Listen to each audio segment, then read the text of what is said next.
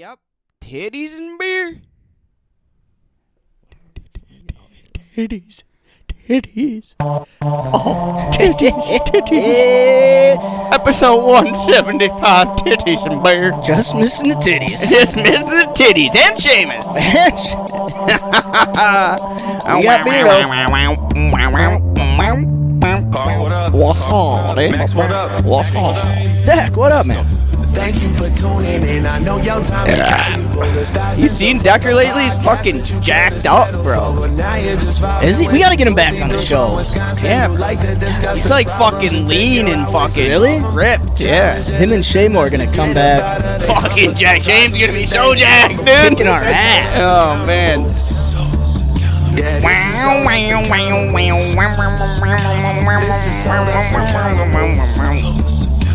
This is hold us accountable. Hold us accountable. Yeah, dog. Bam! Hey-o. Skinny Buddha. Whoa. Shrox. What does that say? Shryox in the house? Is that I don't know. What up, Skinny Buddha? I How think you that's doing? Rose? Not Or sure. Rose's But hey, mom? thanks for hanging out with us. Welcome to episode 175 of Hold Us Accountable. Let me, I got some papers here. That's Mac's friend's last name, I think. Hell yeah. Hey! Well, what up? Welcome to episode 175 of Hold Us Accountable. What's up? A couple of drunk guys from Wisconsin yelling into the black hole of the internet. Not tonight. We got a viewer. Hey, and Skinny Buddha, thanks for hanging out. You could be anywhere in the world right now, but you're here hanging out with us, and we appreciate that. Damn straight, damn straight, damn straight. We're taking on hobbies, challenging ourselves, getting out of our comfort zone, and talking about it. We're amateur average Joes. 'Cause Yeah. If we were professional average Joes, I was thinking about this. If we were professional average Joes, we'd be getting paid to do this. Yeah, we don't And- get paid a goddamn dollar. And we're not. So we're amateur average Joes. If anybody's out there wants to pay us, Yeah, we'll become professional average Joes, no problem. And, we're journaling through podcasts and drinking to our successes, laughing to our failures. of course. But hey, we're live on Twitch every Thursday, and you can find our show on YouTube, Spotify, and all the podcast platforms. Wide. Subscribe, like, comment, rate, and review wherever you can, man. Yeah. Or woman, girl. Woman! Dudes, guys, girl, whoever. Hang out, drink a beer, and give us a like. We're trying to get to, we're really trying to get to like 5 likes on an episode. It'd be really cool. Yeah, we've only been doing this for 4 Yeah, years. we've only been, so one of these days we'll get to 5 and we'll all come in our pants together. Where am I? I already lost my spot. So you need a man. highlighter with those notes. Right. And, yeah, it's a new way of doing this podcast here.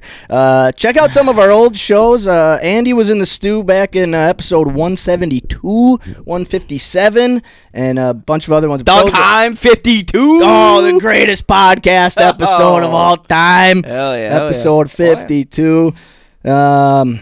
Yeah, so we're happy everyone's hanging out with us. This show, it's a little long, but God damn it, it's like 4 shows in one. All right. Yeah. Hey, We're we doing a lot get here. 1 day a week to hang out. We got beer reviews, sports takes, comedy, challenge talk. Everything. Can get a little long. So we got show breakdowns and timestamps in the description, or right down here in the corner. Right down yonder.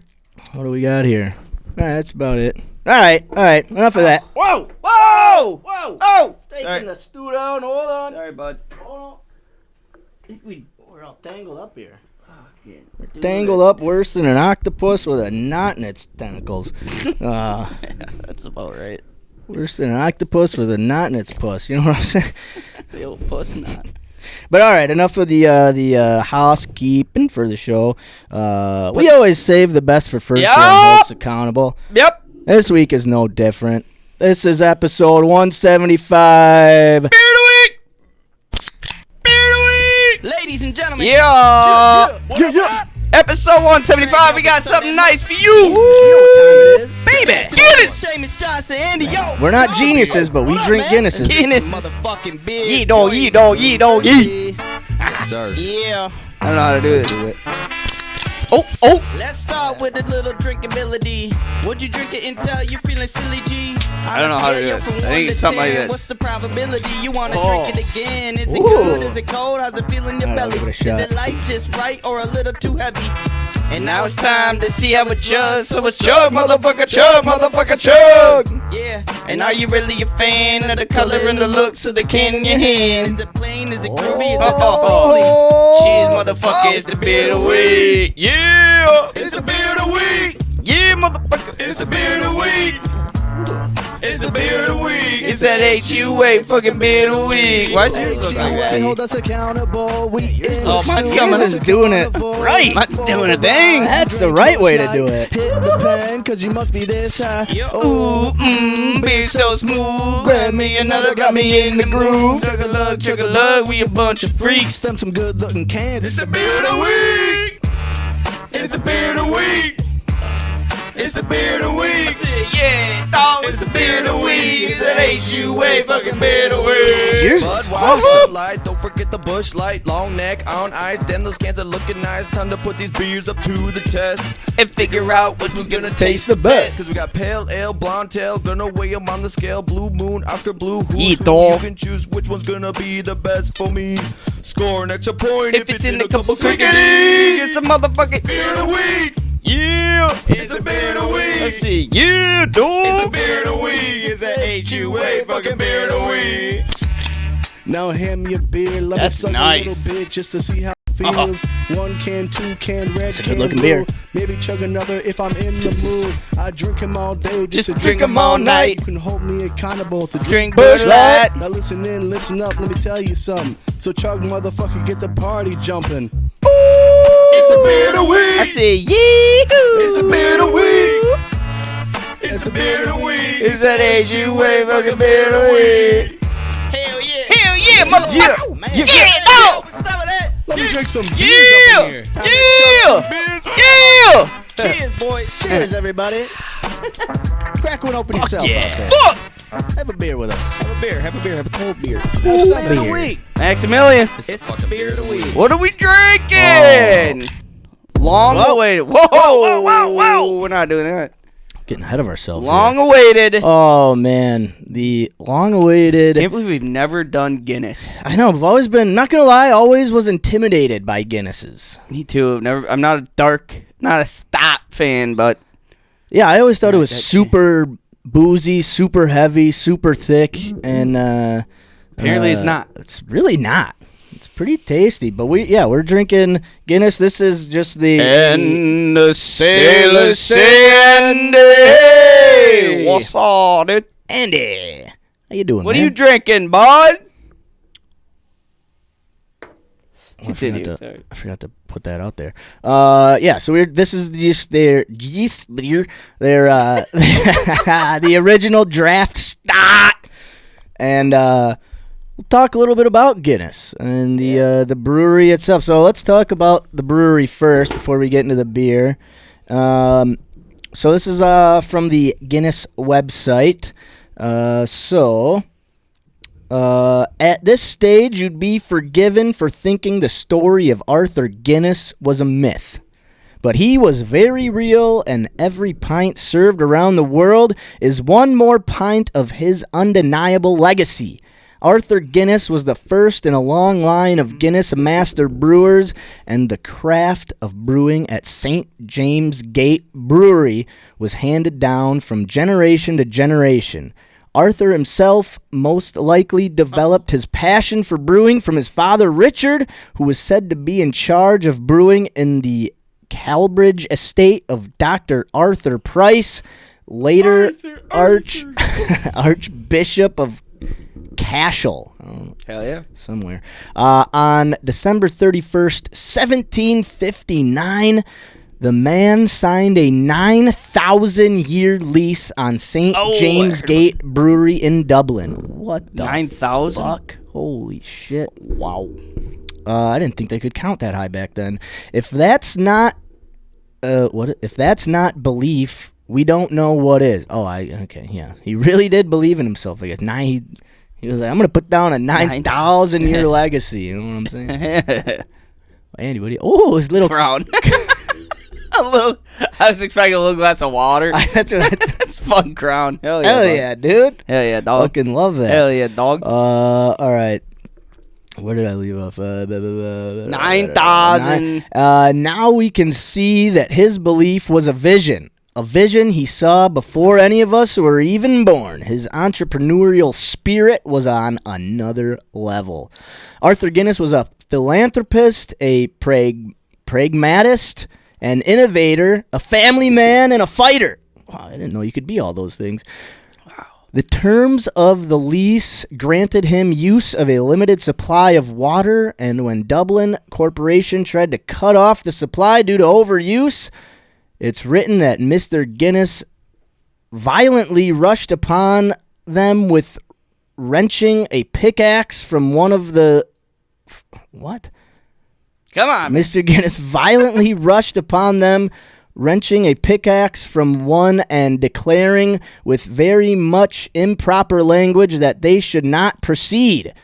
I don't know what I just read. Sounds about right. Yikes. You see, signing the lease was one thing. Holding on to it was another thing altogether. And Arthur was not about to let go during his lifetime. So the journey continued. More beer was brewed, more jobs created, and more taste buds tantalized.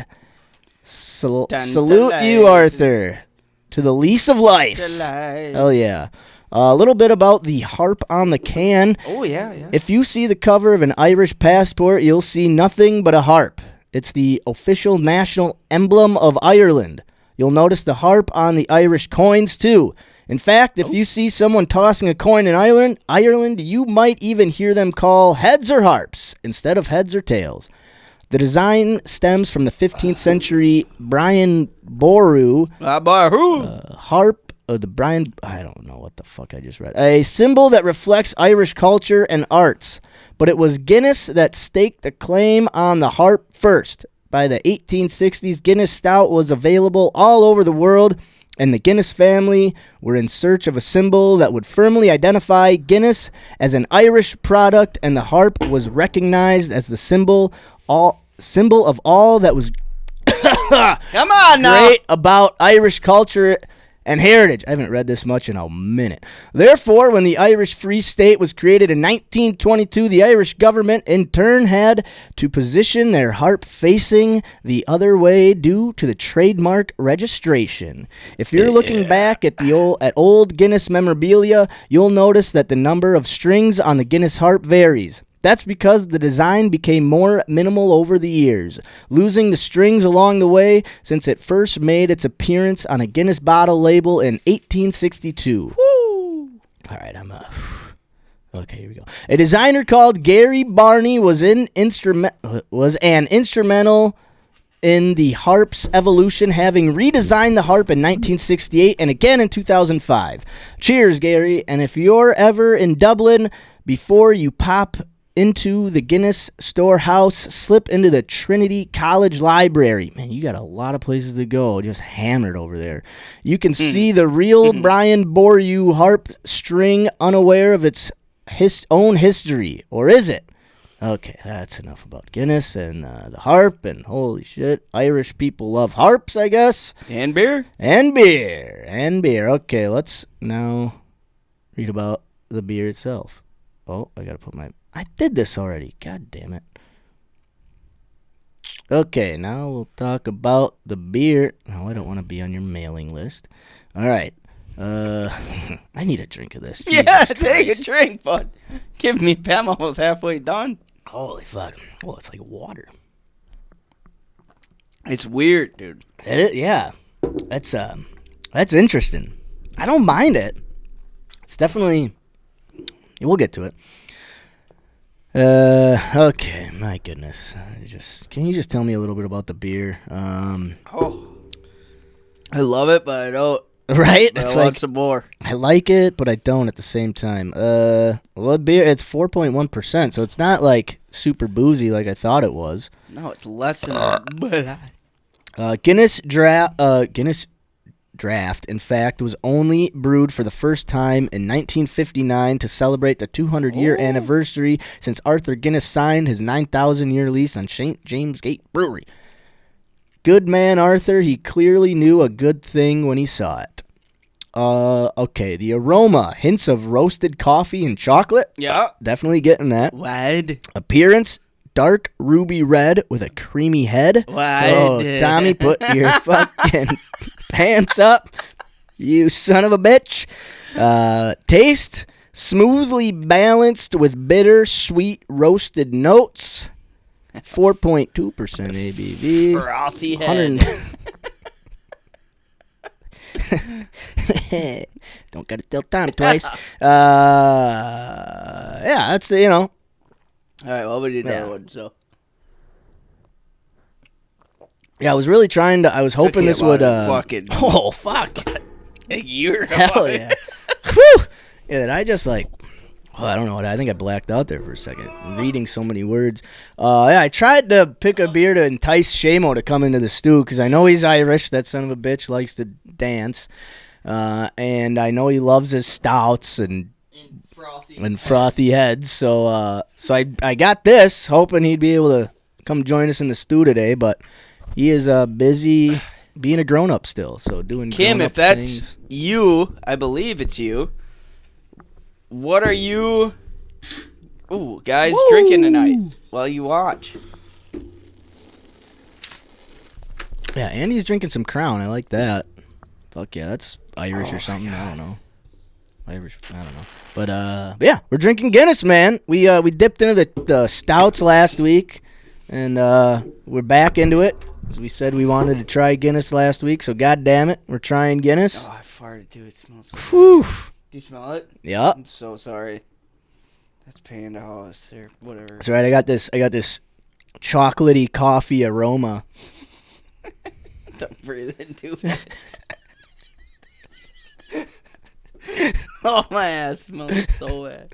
What is that? A chocolatey panda you got over there? Holy shit! What'd you have? Orange chicken? Oh, I got honey shrimp. Ah, honey shrimp. Oh, that'll do it. Jesus. Messiest dumpling, Martin. I'm sorry. All right, let's continue. Did it look kind of like this Guinness? Oh, yeah, dude. It's about as liquidy as it, too. Yeah, it's very like Yeah. Did you shit yourself over there, bud? No. Did you Guinness your pants? Yeah. Woo! Man, what do you think? First thoughts of this thing, huh? It looks like it'd be a lot thicker than it is. Right. I've had Guinness maybe once or twice before. Mm-hmm. Never been like a dark beer guy. Yep. But it's not bad. No. It's like a lot lighter than you would assume. Right. Looks, but yeah, I think it's kind of like black licorice. It's something like I feel like you got to get used to the taste. Yeah, you do have to get used to it. It definitely doesn't taste like black or like black licorice. No, But but it's like in that essence of like, yeah, like that stranger like kind of acquired taste. yeah. If you're like used to drinking like American beer and this was definitely gonna throw you for a loop, I think, Yeah. if you've never had it. I remember we'd always, whenever I go visit my buddies in Illinois for the March Madness tournament, we drink all day at a bar, and then before we leave, we have a Guinness. And I remember the first time he ordered me one, and I was like, bro, it's gonna fuck me up so bad. Yeah. He's like, what do you? It's not like heavy. It's not Yeah. boozy. It's just a. Bush Light's gonna fuck you up. Yeah, more. I was like, all right, I'll try it. And then I was like, oh, this ain't. You ever had an Irish car bomb? Yeah, I hate those. Really? Ugh, I never had I one. hate them. They're not for me. I mean, What is it?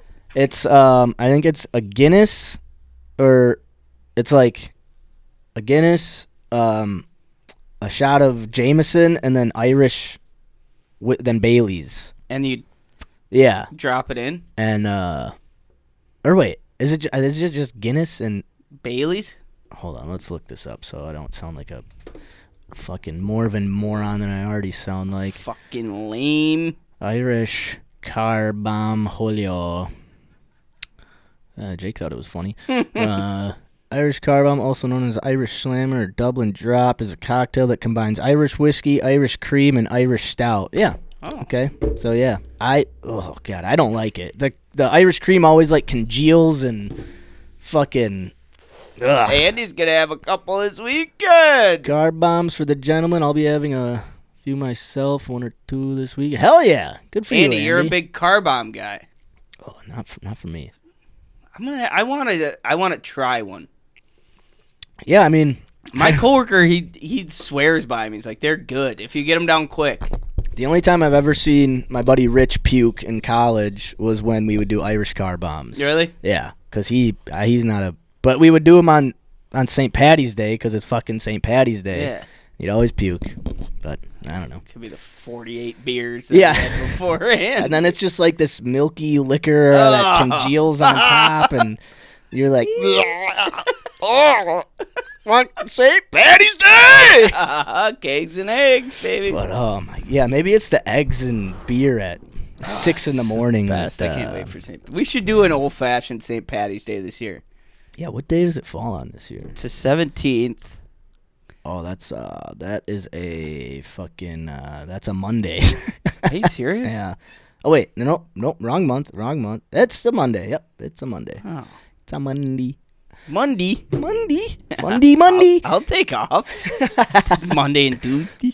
Or maybe just Tuesday. Just Tuesday. All right, well, let's rate these bitches. Let's rate these sons of bitches. We like to rate these beers Sure do. What do we like to rate them on? off of a scale we have called the Poncho Honcho Big ol' Big Four beer scale. Yeah.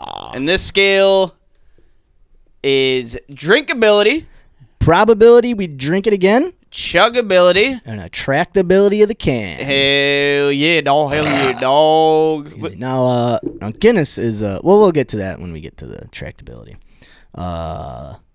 You start. Yeah, I'll start. All right, drinkability. I mean, it's not like super hoppy. It's not very bitter. It's just a different. Yeah, it's like drinking black coffee.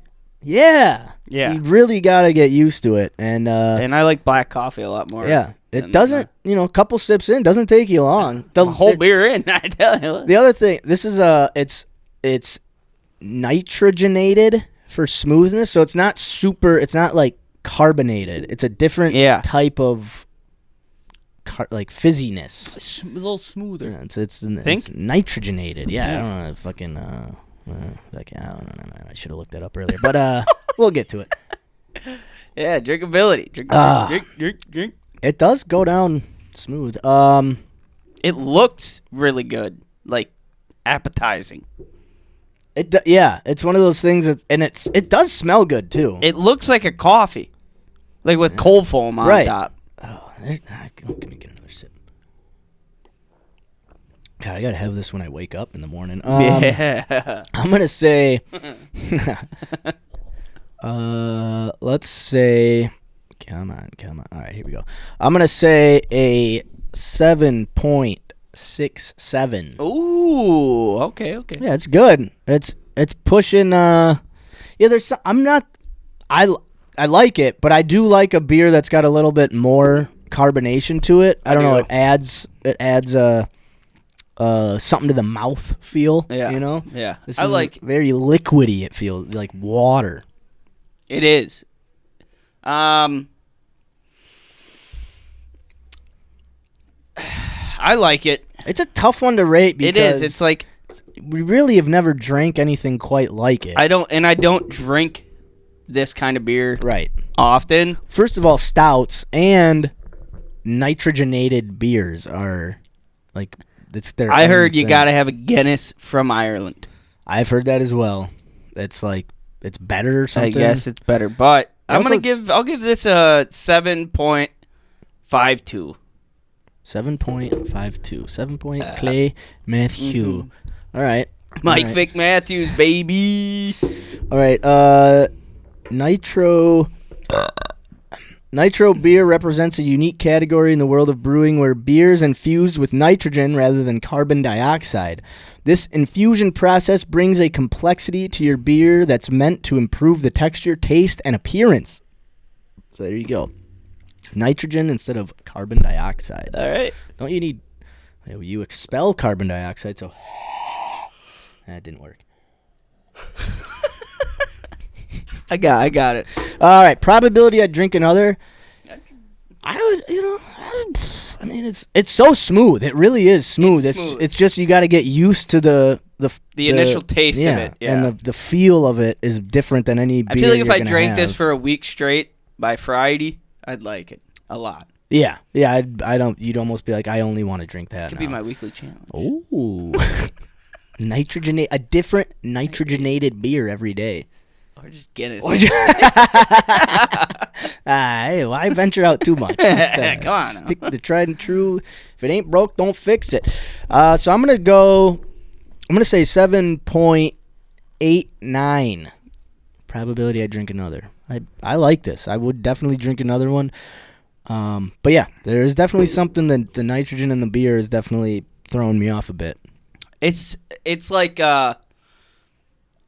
it's weirdly, and I don't want to be insulting because I don't take this as a bad thing, but like weirdly like watery. Not watery, but like it looks like it's going to be way more pungent than it is. Honestly, yep. But probability I'd have another 8.23. Woo! I'd have another. I'm already having another. Give me a Longwell Ja Alexander. Yeah. All right. Oh, chugability. What am I doing? I gotta get the song pulled up. Get this microphone idiot.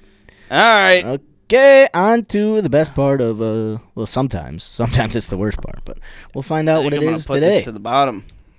Oh, you think so, huh? I bet you won't. Got it. Pussy. Ladies and gentlemen, this is Chugability.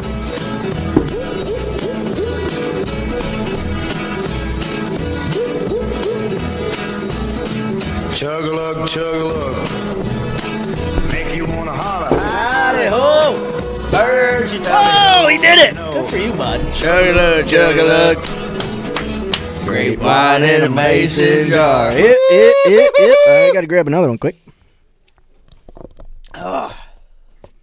That was good. Frothy loads all on the side of my cup, dude.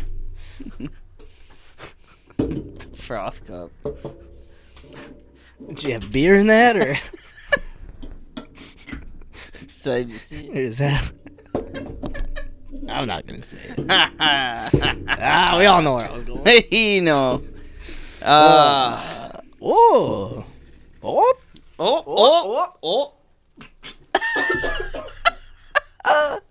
I'm not too good at Not the chugging first foam. time I've heard that from you. Come on, Andy. Come on. Bitch. I love you, Andy. I want to see if I can get mine to do the cool thing that yours did. Let's drop it. Yeah. Slow rising. Slow rising, yeah. Oh, yeah, you got it. Oh, yeah. I don't know if that's the cool way to do it, but it seems like It looks like that. No, when so we don't have the Guinness glasses, you know, the professional or the standard. They've got the little but you can see the frothy load rising to the top. The Guinness glasses have the little pooch in them, little pooch belly. Yeah, the old pouch, the old froth pooch. Yeah, it holds all the froth. Like the nutsack. Yeah. Yeah. We don't have the nutsack glasses. No, we don't. We just have the fucking vagina glasses. Yeah. Yeah, it did it pretty good. That's right. badass. Yeah, not bad. Ooh, look at that tasty treat right there. Oh, yeah. Nice. Oh, yeah, right up to the brim. Oh, it's so good. Fucking Adam Sandler in this too. Ooh, I have a Guinness stash. You got a Tom stash. Damn it. Jesus. All right. Chugability. Oh, man. That wasn't very easy chugging beer. Yeah, I just took it down yeah, you ground. did. Oh, man. I'm gonna say an 8.34. Ooh, 8 point fucking Point Mike McKenzie. Mike McKenzie, yeah, fucking Amon Green when he came back for the second time. God, he looked so cool in 34. He did. I thought he was gonna He rush had a for visor, I think. dude. Too. I thought he was gonna rush for 3,000 yards that season. Me too. God damn it. All right, I'm gonna go in honor of Amon Green, 8.30. Oh, okay. 8.30. All right, now on to. He was a Nebraska Cornhusker, wasn't he? Amon Green. Well, he was. Good pull. Good pull. I just got to play a little bit more of this. I love this song. Well,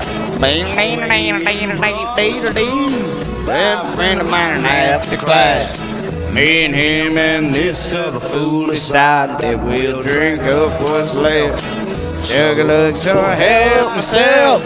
First time for everything, and my ears still ring. Chug-a-lug, chug-a-lug. All right. Now that I downloaded that song and just we never get flagged for it anymore. Fuck yeah. I don't know. So Skull. let's go, dude. All right. So attractability of the can. Now Guinness is just It's an icon. Staple. It's an iconic. Yeah. If you want a Guinness, you find it very easily. That black and gold. Man. Yeah. The harp on it, like I was trying to read before. Yeah. Yeah. I mean, it's iconic. Yeah.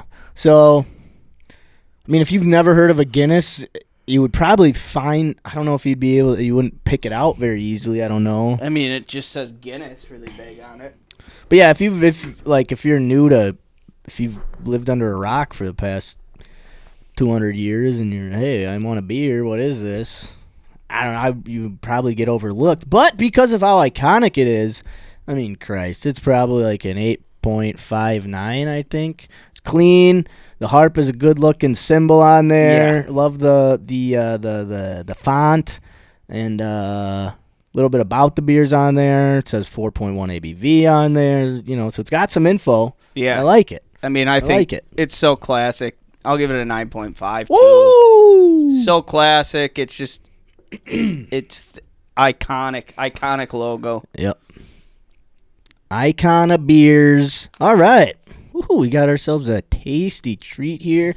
My overall score is a 7.96. Carl's is an 8.09. That gives us a total average score of an 8.03. Woo! G'day! Frothy beer. I was trying to. I don't know how to do an Irish accent. Fucking. Take another beer.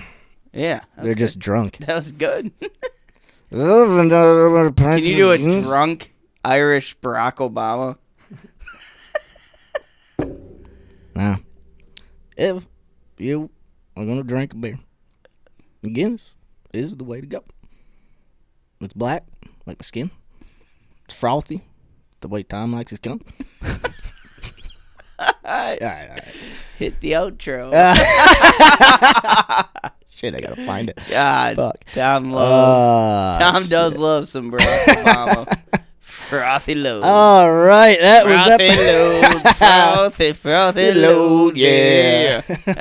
Episode 175, beer of the week, Guinness Draught Stout. Ladies and gentlemen. All right, I gotta pee. What up? Crack me open some of that motherfucking shit. You know what time it is? Maximilian, Seamus, Johnson, Andy, yo, Carl. a beer. What up, man? Let's drink some motherfucking beers, boys. We're thirsty. Yes, sir. Yeah. Let's do it. Let's start with a little drinkability. Would you drink it until you're feeling silly, G?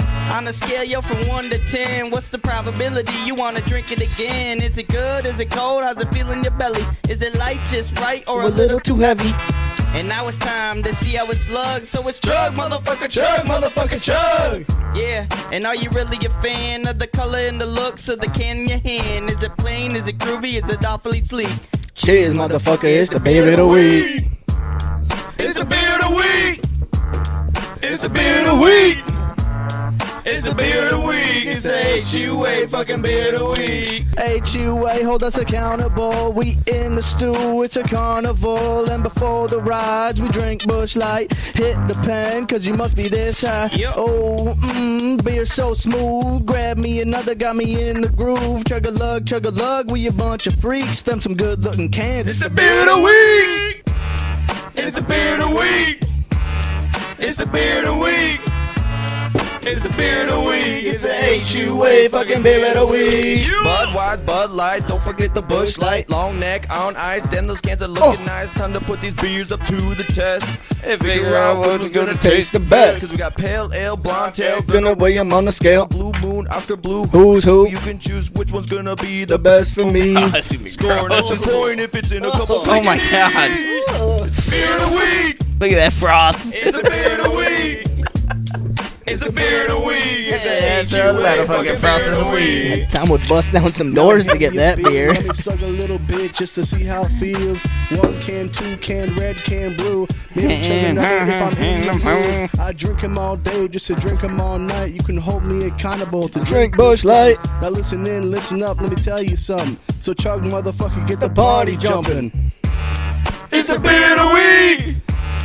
It's a beer of the week. Yup. It's a beer of the week. It's that motherfucker. Hey, it's a beer of the week. Hell yeah. Hell yeah, dog. Yeah. Hell yeah, dog. Crack me open some of that. Let me drink some beers up in here. Yeah, beers here. Cheers, boys. Cheers, everybody. We got diversity in this Studio. studio. Open yourself up, baby. Have a beer with us. Have a beer. Have a Cold beer. Have It's the beer of the 7. week. Oh, that's It's nice. the beer of the week. God damn it. I thought I had it that time. All right. That was episode 175, Beer of the Week. Oh. And this week's Beer of the Week is brought to you by WePhone.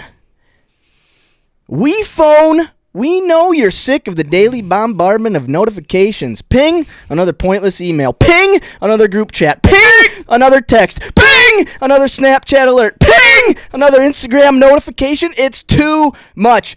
Let WePhone take care of it. Give us your phone. We give you a phone that only we know the number to, and we monitor your phone while you relax and get things done. Ping! We will forward you only the most important calls, messages, emails, or social media notifications. No more wasting your day answering pointless phone calls, reading uninteresting texts, sorting and deleting emails, or checking on pointless notifications. No more spam texts, no more spam calls, and no more unnecessary phone clutter. Clear your mind by clearing your phone with WePhone. Over 10,000 five-star customer reviews. 10,000? Here's one from a real customer. WePhone is a lifesaver. I was golfing with the boys, my wife went into labor, and I was notified as soon as my baby was born. Just in time to FaceTime my wife, congratulate her, and get back to the cigars and beers and links with the boys.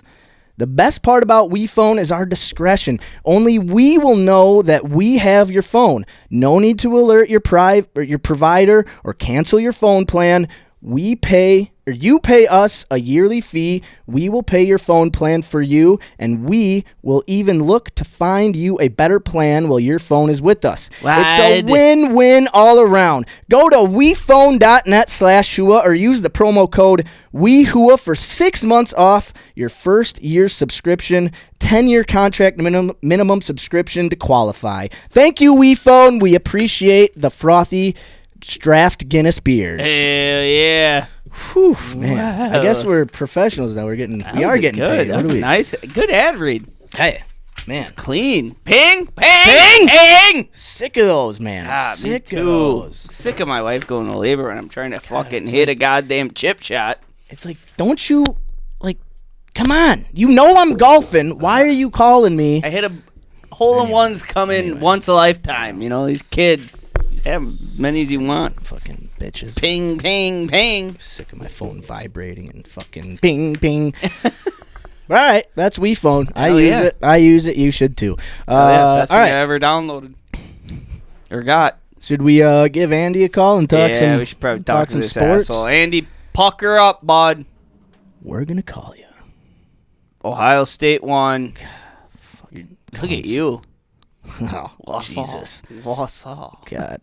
No wonder Mia puts a bag over my head when we bang. I always wanted that. Bag me up. Bag me up, bitch. What? No, why isn't it not just, come on. Come on. There we go. Is he going to pop up deer? Hopefully. He did last week. He was just in the dark because he was stoned off his ass. Hammered. Or you have to look at me, Andy. And Hey, what's up? Sailors saying, hey. The fuck is up? Looking good, man. You eat any gummies this week? A couple, 2 trees. Oh, hell yeah. But I made sure to take a little smaller bites of them this time. On my ass. You were fucking in outer space last week. I was. I don't like. I woke up the next morning. I remember talking to you guys. Couldn't tell you what we talked about. Well, it's okay. Me neither. So Yeah, that was we were For just different reasons. yeah. God, we were commiserating the Packers loss. It was just a brutal Wisconsin sports. Good one to talk. not remember. What do we got? We think got Lions lost, Vikings All lost. right, I got. All right. Well, you want to talk a little college football playoffs quick? Yeah, let's talk do that. about the national championship. Yeah, let's do it. All right. Yeah, all right. I'm just regathering my thoughts You're here. good. Chug that. Get a little sip of Guinness. Calm your nerves. Get a frothy sip in you. You know, Guinness for me, like you guys were kind of saying, like it seems like it should be taste way darker or like way heavier, and It's really weird. It's not. Yeah, it's got a lot more flavor than you It's think. like watered down coffee Yeah. with Now a I- frothy load on top. Now I know why the Irish are always drunk, because you can drink this in the morning and feel like, Right. It's like us in Florence with Busch Light. It's like, oh, we should have these in the morning. And, morning Just some Genny. morning coffee. oh, yeah, no one would ever know. Put some ice in it. God, I'm drinking iced coffee this morning. Iced coffee. Man. little Irish cream in there to make it look like, you know. Whew, get y'all. would they know? Bailey's in there? Oh my God, just be fucking blacked out by 10 a.m. I mean, we are anyway, so That's true. might as well do it with a class. All right. Ohio State takes down Notre Dame University. I think we all had Ohio State winning. I feel like I I picked. don't think so. I think I picked Notre Dame. No, we all had Ohio State. I think we all wanted Notre Dame. Except for Andy, Right. because he hates Yeah. He Rudy. hates Rudy. Oh, so we It's all all picked Rudy's Ohio fault, State. man. What's the? What did we have score predictions? I don't think we did. I don't think we did. I know. It we became a dropped the ball. game. Yeah, I mean, yeah, that late third quarter into the fourth quarter, that was a great game at that point. But you know, Notre Dame just got down too early. Good for Too much Ohio too early. State. I mean, Yeah. it was a good. I mean, at first it was like, oh fuck, Ohio State's gonna kick the fucking shit out of Notre Dame, and then Well, Notre Dame came out and scored right away. They Yeah. were up 7-0. Yeah, Then Ohio State came out, made it 7-7 very easily. very easy. And yeah. then- Will Howard played a game. Yeah, He was fantastic perfect till game. like halftime. I mean, I'm getting a little bit ahead of myself here, but do you guys think, like, when I watch him play, he doesn't seem like an NFL quarterback, but he's but he's good. Will Howard? Yeah, but he's He'll be one of those game manager quarterbacks. If he gets the right team, he'll be a Brock Purdy possibly or Okay. something like that. okay. You know, Yeah. but again, with the right team, the right system. Yeah. But I mean, he does I have don't a think he'll ever be a game changer. right. You know, but I mean, he's a big boy. who knows? Yeah, He's a big dude. I mean, he's got the most expensive roster in college football that he's quarterbacking. So, Right. I mean, what would he look like on Notre Dame? Like, would he be as good on Notre Dame? I don't know. That's true. But so yeah, I was just after Ohio State went up 14-0 and just kind of started shutting Notre Dame down. I shut the game down. I was like, I can see where this one's going. But then Notre Dame came back, and I still didn't watch. But See, that's what I was. They got up, and I was like, fuck it. It seems like Ohio State's gonna run away with it. But to me, it was like, it's the last college football game of the year. right. I'm gonna keep it on. Yep. And then it became a game. And I mean, what was? How did it end? It was. Was it exciting at all? I feel like Not really. I mean, Notre Dame missed a field goal late. And Ohio State yep. pretty much went down to score again, and that was, That was at that about point, it. that was pretty much it. Yeah. So, I mean, good for Ohio State. Lost to Michigan, and that kind of just put a fire under their ass. And in great Bobby Carpenter words, they were talking about Ryan Day having a hot seat Bobby Carpenter said nothing puts out a hot seat like a Gatorade bath. So Right. good for him. Man. They are really smart over there at Ohio State. Oh boy, man! Wow. I like Bobby Carpenter. He's a G. Who is? I don't know who Bobby. He Carpenter played is. for Ohio State with AJ Hawk. Oh, and okay. James okay, Leonidas, and then he okay. played for I think the Lions for a little bit. Yeah, it makes sense. Sounds like he took a couple hits to the head. He seems like he took a couple hits to the head. Yeah, he's a baller though. He's cool. Yeah. All right, so yeah. All right, so that was the Natty Champion. What do you any like? I think last year, quite a few people before the season had Ohio State winning it all just because of the amount of money they were spending. Are you either you guys hearing like or favorites for next year already? Is like Ohio State back to being like a favorite again? I mean, were they the only team spending a lot of money? I mean, I think 20 mil. But yeah, I think 20 million. But I feel like, a lot of teams have a lot of. I am not an Ohio State fan whatsoever at all. I get what you're saying. But to me, it's like there's a lot of teams who have a lot of backing. They can't be the only team spending this much money. I think it's just getting. No. I think it's just getting escalated because they won. They won. People want to knock them down a little bit. Yeah. Like all the Michigan fans. Exactly. Are it's like come pumping on. it up. Yeah, dude, that's. I mean, Ohio State is going to be very good again next year. Of course. They still have, their running backs, I think, were upperclassmen. I think both of those guys are probably going to the draft. Yeah. What's their running back's name? Judkins. Well, they have Henderson? Travion Henderson and then Judkins. Yep. Deshaun Judkins or something like that. Yeah. Abuka. Who was actually a transfer from Ole Miss this year. Oh, that's where he was right. started at.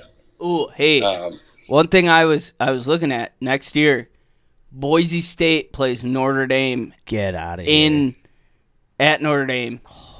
I was like, that'd be sweet. I'm thinking it's like I would love to go to That'd South Bend to watch Notre Dame beat the fucking brakes off of Boise State. I don't think it's that far of a drive. It might be like 6-8 hour drive. That ain't too bad. It's long, but if you guys are down, it shouldn't be that far for you guys either, if I'm being honest, because South Bend isn't that far south. Okay. Is it? I don't know. I'm not sure. Like in Indiana, I don't think it's that far south because, like, my drive to Grand Rapids to go Green Bay and back is 6 hours. Okay.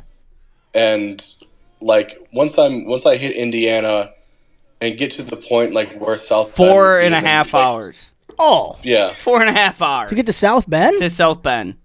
No Andy, shit. I know you hate Notre Dame and hate Rudy and hate everything about that campus, but if you want to come, that'd be sweet, dude.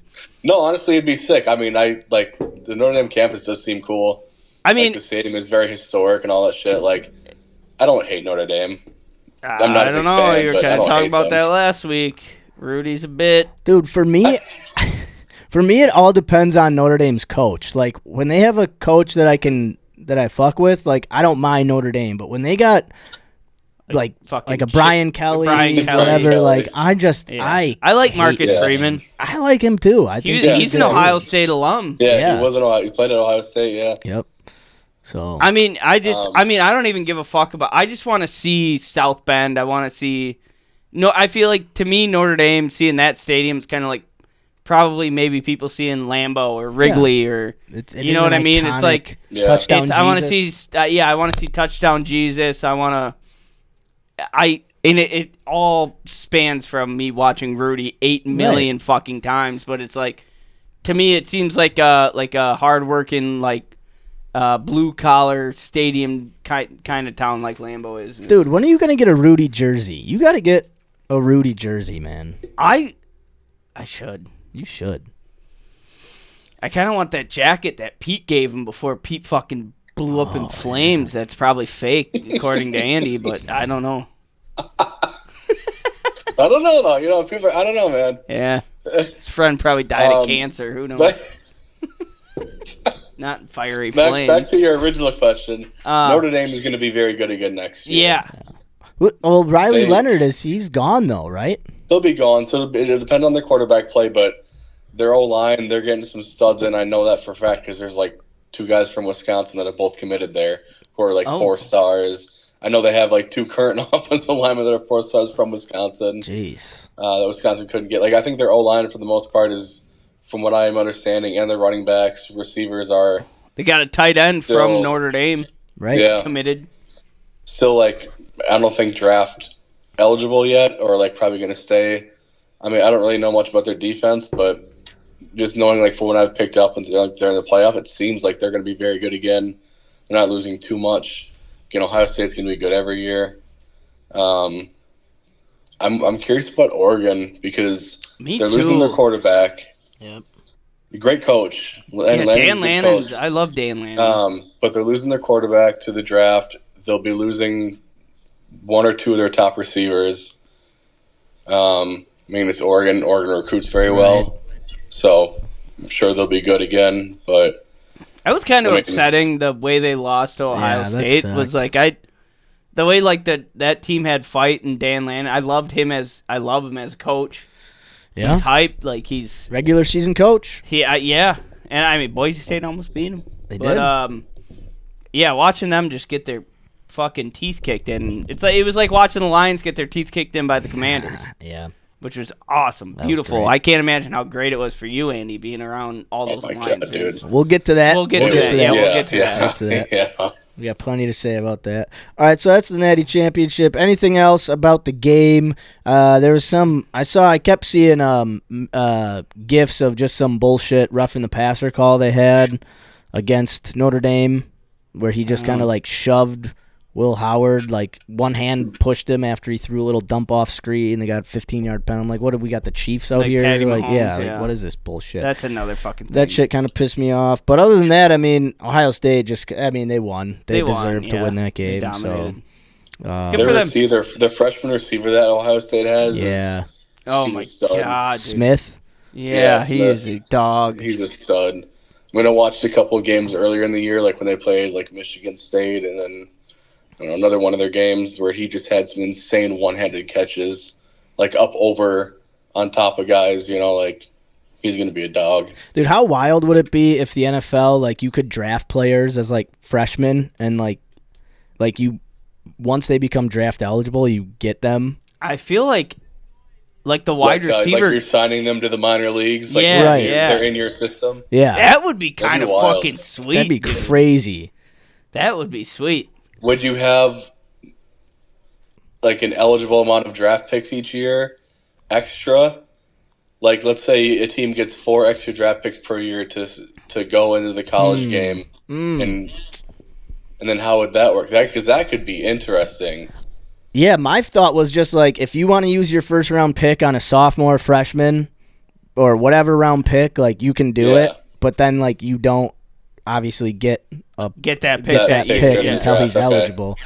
Okay. Because I think that, I mean, if they were gonna do it, I feel like that would be the most fair way, or because then it would be a little crazy. Because I guarantee a lot of teams would like pass on it unless it's like a Noah Smith or that wide receiver from Alabama or like a Travis Hunter or something like that. Yeah. There wouldn't be many of them, but I could see a team taking a swing. Archie Manning. Yeah, something like that. That would be interesting. But then that could be a whole mess logistically too, because that would feed more into the NIL and like not necessarily NIL, right? But would players then sit out, like if you get a guarantee from a team, hey man, right, we'll take you at this pick, stay healthy. Yep. Guys that would fuck a lot of. That would be weird. They would sit out. Yeah, I don't think you could do it. You're right. That's it. I didn't even think of that. That's a cool idea though, because like that's interesting. Yeah. I think logistically that'd be too hard to do, right. But way easier in like the MLB where it's like, all right, this right fielder isn't going to get injured unless he's retarded, but like you claim plus a guy, kids, the kid's 3 years away from hitting the majors anyway. Yeah, you claim a guy like Archie Manning. It's like, all right, this guy's about to take Quinn Ewers is gone. He's about to take a bunch of massive hits. Yep. Be interesting. But all right, so that's college football. Quick Badger basketball. They're playing well, but they got beat by UCLA last night, I think. I watched that game. Lost by like 2. 2 nights ago now. Yeah, 2 nights ago. Tuesday night. It was a really good game. Okay. and then the second half kind of turned into a ref show. Really? It was a lot of free throws at the end of the game for both teams, and not like intentional fouls either. Okay. It was just like the refs kind of lost control of the game a little bit, I felt like, and there were some bad calls both ways. Okay. It felt like some big moments where Wisconsin kind of got screwed, but that's the game. Was it at UCLA or at Wisconsin? At UCLA, okay, yeah. That makes sense. All right. But yeah, they've been playing well. Before that, they'd won 7 straight. They beat USC just a couple days before that. Oh, yeah. In LA. So they had stayed in LA for like the whole 4 days or whatever. Well, that's why and they just played lost. back to back. Yeah, right. Start the fire. They got that LA work. You know what I'm saying? So are we? No, they're playing well. I think they play Nebraska Tuesday it's on Sunday. Okay. Are we? I know I'm skipping ahead like I always do. What? Are we going to be a March team, March Madness? Could be. Yeah, they'll be. I mean, unless they absolutely go dumpster fire mode, which I don't think they will. This team is built pretty good. Okay. Like in the USC game, their top scorer, John Tonje, didn't even score, and they still won by like 15. He didn't even score? Yeah. Oh No, I think he only attempted like 3 shots because they were on his ass the whole game. Okay. They got a Badgers also got a kid. He's a sophomore, John Blackwell.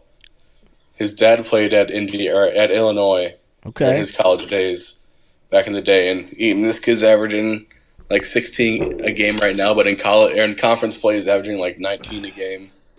Damn. Hell yeah. I can't wait. He's gonna be March good. Madness. I can't wait. Oh, that opening weekend just I'm Yeah. just rocked the up best, all man. weekend. You're gonna go down to Illinois. Yeah. I think I think I might because I've never done this, but I think I might honestly take some days off of work like that first weekend and like that whatever the first days the games are on, you know. Yeah. When does It's it usually start? like Thursday the 20th. Okay. Yeah. 21st. I might do think. that too because I think I talked to Lucas.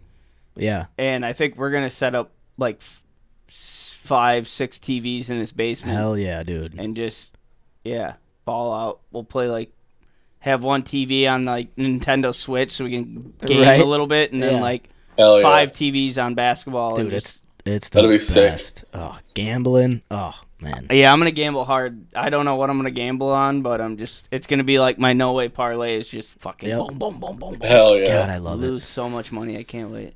It's gonna be freaking sick, man. Hell yeah. Well, we got that to look forward to in March, so that's good. How the Bucks doing? The Bucks, a lot of buzz about a Bucks possibly trading for a big name superstar. What are you hearing, Andy? Yeah, so originally it was there were talks about a possible Jimmy Butler situation in Milwaukee. Really? And then I think those have kind of died down because basically the asking price was Chris Middleton plus probably something else. Ooh. And I know they're trying to dump off Pat Connaughton somewhere. That's a given fact. It's been like a full year that's kind of been in the works. I think they're just trying to find a team because basically they don't want to pay him. They're going to be over the salary cap limit or whatever where they are right now. So they got to find a way to dump some salary. I think he's going to be the victim of that. Yeah. He's kind of run his course in Milwaukee. Right. How old is Pat? I mean, he's 34? 30. Oh, okay. No, not even. He's probably 30. What's old? Connaughton? I thought he was older for his age. What's old in the league in NBA? Like obviously you got. I mean LeBron's. I mean, once you get to because old in the NFL is like running backs late 20s. Yeah. Quarterbacks. I feel like old in the NBA is probably once you get to the 33, 34. Okay. Yeah. You know? He just turned 32, so he's right on the edge there. Yeah, so... Yeah, and now there's possible talks of, again, Middleton being the trade bait for the Bucks, but going and getting Brad Beal from the Suns. Which, yeah, maybe 3 years ago that would have been sick. Right. And now it's well, yeah, he's still a good player, but his salary is fucking unreal. Crazy. The Bucks are paying Chris Middleton a lot of money not to play, but Brad Beal's only played 60 games the last 2 years anyways. Last 2 years? Yeah. Isn't there 82 games in a season? Yeah. He's been hurt. He's, part of the Suns' big three, but Like, he's not really doing shit. How are the Suns? Are they good this year or no? They are all right. They're good. They're not fantastic. They're not bad. Because who they got? A team with that roster should be a lot better. Because they got KD, Booker, obviously Beal, but he's whatever. Who else do they have? Anybody else? The big, is it Vucevic or something like that? I believe. They got Grayson Allen. Oh. I mean, who again? He's having a fantastic year, like shooting the ball. Like that's his thing. He's a great shooter. Buck legend. Yeah. Vooch? No, Grayson Allen. Yeah. Yeah. Man. I mean, I know they got a couple other guys that are been around the game for a little bit who are good players, like not great, but so I know the West is kind of a gauntlet, but are the Celtics still just running? Yeah, I mean, the Cavs are actually the best record in the East right now. That's crazy. I think they have the best record in the league. First or second best record in the league. The Cavs are very good. I think I'm going to my second Bucks game of the season on late February. Hell yeah. Oh, hell yeah. Sick. Yeah. They got late February. They play the Nuggets the 27th. Nuggies. The 23rd, they got the Heat. You said the 20th? The 27th, they play the Nuggets. The at 20, home? Yep, and the 23rd, they play the Heat at home. The 20th, they play the Clippers at home. That's a Thursday. We're trying to do it for Godson's birthday. The Thursday, February 27th, the Nuggets are in Milwaukee. Sunday, the 23rd, the Heat are in Milwaukee. It's got to be goddamn playoff time, right? Or is that? No, not quite. When do we hit the playoffs, Andy? June is usually when they start up. Yeah, you got a while, bud. Yeah. So now that the Bucks are kind of turning it around here a little bit, is the Giannis leaving Milwaukee? Is that stalled that's a little? Hush. Yeah, that's quiet. Yep. But even after this year, is it still gonna be like? I feel like that's constantly the theme. It's never going to not be talked about just because, again, he's a fucking superstar, top 2-3 player in the NBA, and on a small market Midwest team. Right. That's always going to be talked about. Is Giannis going to go sign with an LA team? Right. Are the Bucks going to trade him because he wants out? Even though he's said time and time again, I love it here. This is where I grew up pretty much, outside of Greece, my family's here, but it's, people got to push their narrative, so. Right. Yeah, they got to get clicks on an article. Right. Yep. But no, Bucks are playing well. I think they're up to 24-17 now. Okay. So they're making a little bit of a run. They're kicking the shit out of the Heat right now. Yeah, fourth in the East, yeah. They started the game. I'm watching the game. They started the game super slow. Did you hear about their travel schedule that they had? No. Leading up to this game? Oh my God! So I guess they played Philly 3 nights ago.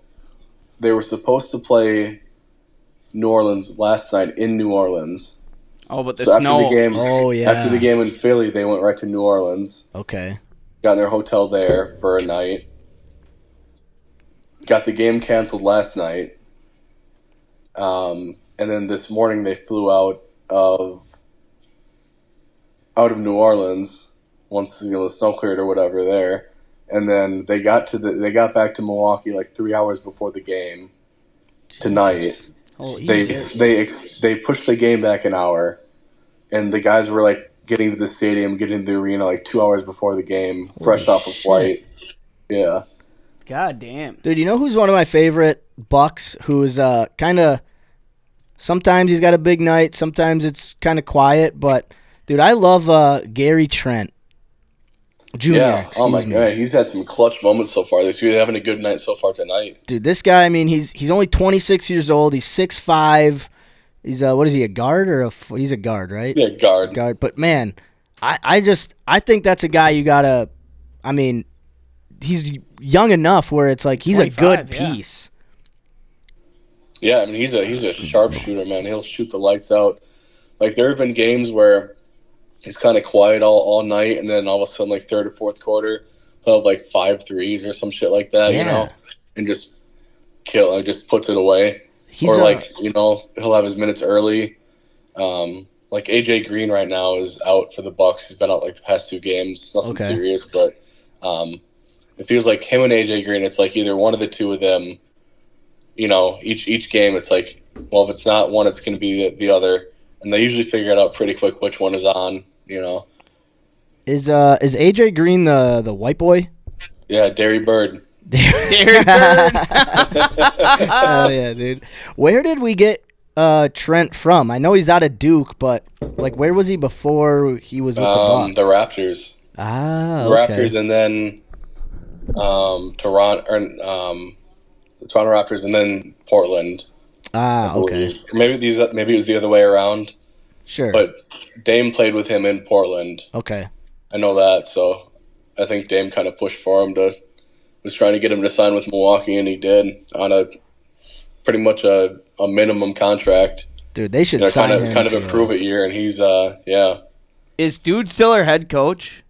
Doug Rivers? Doc? Yeah. He's still coaching the Bucks, man. Gary, we need another fight. We need at least 10 points out of you this quarter, all right, Gary? You're really good at black impersonations. Should have heard his Barack. Yeah. You should tell everybody that you're really good at those. Yeah. Especially right now. Yeah, no.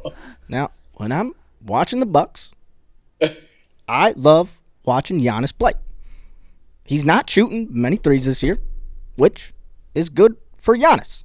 He should not be shooting threes. He needs to be in the paint, dominating. And he's doing that this year. Going, Thank you, President. When Giannis has his jumper going, that's when the Milwaukee Bucks are playing good basketball. Hell yeah. There we go. When the Bucks are playing good basketball, well, I just like to see it. You know what I'm saying? When Giannis dunks, it's huge. That's all I got.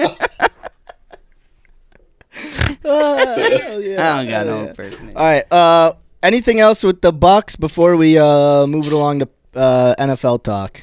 No, man, just Bucks and 6, Bucks and 6. If the Bucks trade Chris Middleton, I'll riot. But, Yeah, because he's playing okay. Like, he's not bad this year, right? No, I mean, he's, like, again, he started on a minutes restriction, so he's not scoring a ton. Be like Drew But Holiday. at the same time, like, he's been, since he's come back, I think, he's missed a game here or there for just kind of, injury / load management reasons. Like, he's not playing tonight, right? No, he's not playing tonight. Okay. But they just have great chemistry. Like, every time the three, him and Dame and Giannis are on the court together, like, they just play well, Right. All right, so we got to keep Middleton. Don't trade him. And if we don't get a superstar, it's okay. We're good, I think. I don't think we need to take a big swing. I think we got a team. We just got to keep getting... Yeah, we got a squad. They just got to stay healthy. Yeah. Right. That's been their problem the past few years. They just haven't been healthy. This is the year. Again. Goddamn right. Again. The year again. All right, I'm going to run to the bathroom quick. You guys start talking NFL talk, Packer talk, whatever. Yeah. I'll be right back. I mean, Get her done, Max. Right back. Max. I gotta take a piss. World's fastest piss. I guarantee it. Max will be back in 1.2 seconds. I don't know. I don't think there's much Packer talk. No, not a whole lot of Packer talk, but I'll tell you what, man, it was pretty sick seeing those Lions they get worked. I mean, I like to say it's a bad night for the Lions, but at the same time, I'm like, the Commanders looked like a better team. Like, the Commanders they really did beat the shit out of them, dude. They never left their foot off the gas. I mean, they just, from the minute the game started, dude, they were... he kind of had a down like 3-4 games. Yeah. Like at the 3/4 like area of the season, like probably games 10 to 14 or something like that. Didn't play real well, but like ever since then he's been balling, man. I know, and the Commanders going up against the Eagles. I think most of the money is on the Eagles. Yeah. But it's like, I don't know, dude. I know the Commanders' run game is like the 5th worst run game or rush defense in the league. Yeah. And going against Saquon, obviously that's a problem. But you come off a game against the Lions where you have 5 fucking 5 turnovers. Yeah, Like that gets a and team. I mean, fuck, man, Gibbs ran all over him. Yeah. You know, Gibbs had like 130 or 170 yards rushing, and they still whooped him. I'm cheering for the Commanders, dude. Oh yeah. Same. I like Jaden Daniels. I think I think he can ball out. He's too young to know his own good. Like he doesn't understand. He hasn't been here before, which I think is a good thing. Right. Where it's like he doesn't understand. Like he doesn't know what he doesn't know yet. Yeah, yep. Exactly. Where it's like I don't know if you guys saw it, but there were several runs, like keepers, that Daniels, started running with the ball and on a broken play or whether it was designed or whatever. And there were several instances, which is like good for him and good for his future, where he could have probably had another 3, 4, 5 yards, on some of these rushing attempts. And like if he would have just stayed inside, but he cut it outside like several times to like save from getting a hit. Protect it's like on those early downs where it was like, you don't need the yards. Obviously, you could always use the yards, but you don't want to try and force anything and then get lit up and then you're hurt. Oh, he didn't. It's like he's smart, he's situational awareness. You're telling me he didn't try to pull a Mahomes and take a nice little flop there when he could have? Right. Dude, what a fucking bullshit. Like, what are you doing, bro?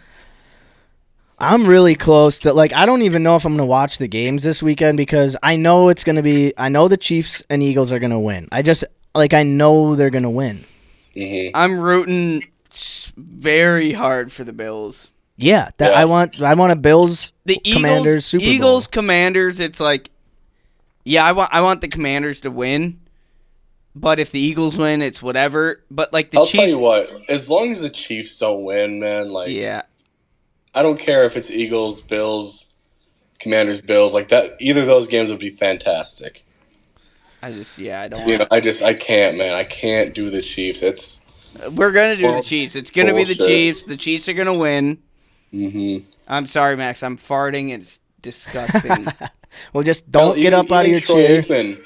Even Troy Aikman during their game was like, who never calls like against a team, or at least against Mahomes, was even like starting to get like talk against the ref. Did you hear that? Yeah. Oh, come on. Yeah. I love that. It was like, damn, all right. That was probably the only thing about that game I enjoyed was just Troy Aikman. They like threw the flag. They were watching the replay. Then the refs made the call, and he was like, "Oh, come on! Are you kidding me?" Dude, yeah. And I got a lot of respect for Troy Aikman when he said that and kind of put his neck out on the line a little bit. Honestly, yeah. Because, I mean, Brady can't really do that. Like, technically, he can't. Like Greg Olsen or somebody did that? Or, right. Brady, it's like, I don't know how long you're going to be calling games, but, yeah, Aikman's been around. Because the NFL ain't going to tell Troy Aikman shit. Yeah, Buck and Troy. Yeah, I mean, I don't know. I can't stand to see the Chiefs keep. It's just, yeah. But I don't want to see, dude. I don't know. Maybe it's because I would love to have him as our head coach, but I don't want to see Sirianni win either. I don't think he will. I don't think if he makes, I don't think he'll win. I think if he plays, I think if the Bills make it, they're gonna win. Yeah. I can't see the Bills losing if they make it. How sad would that be?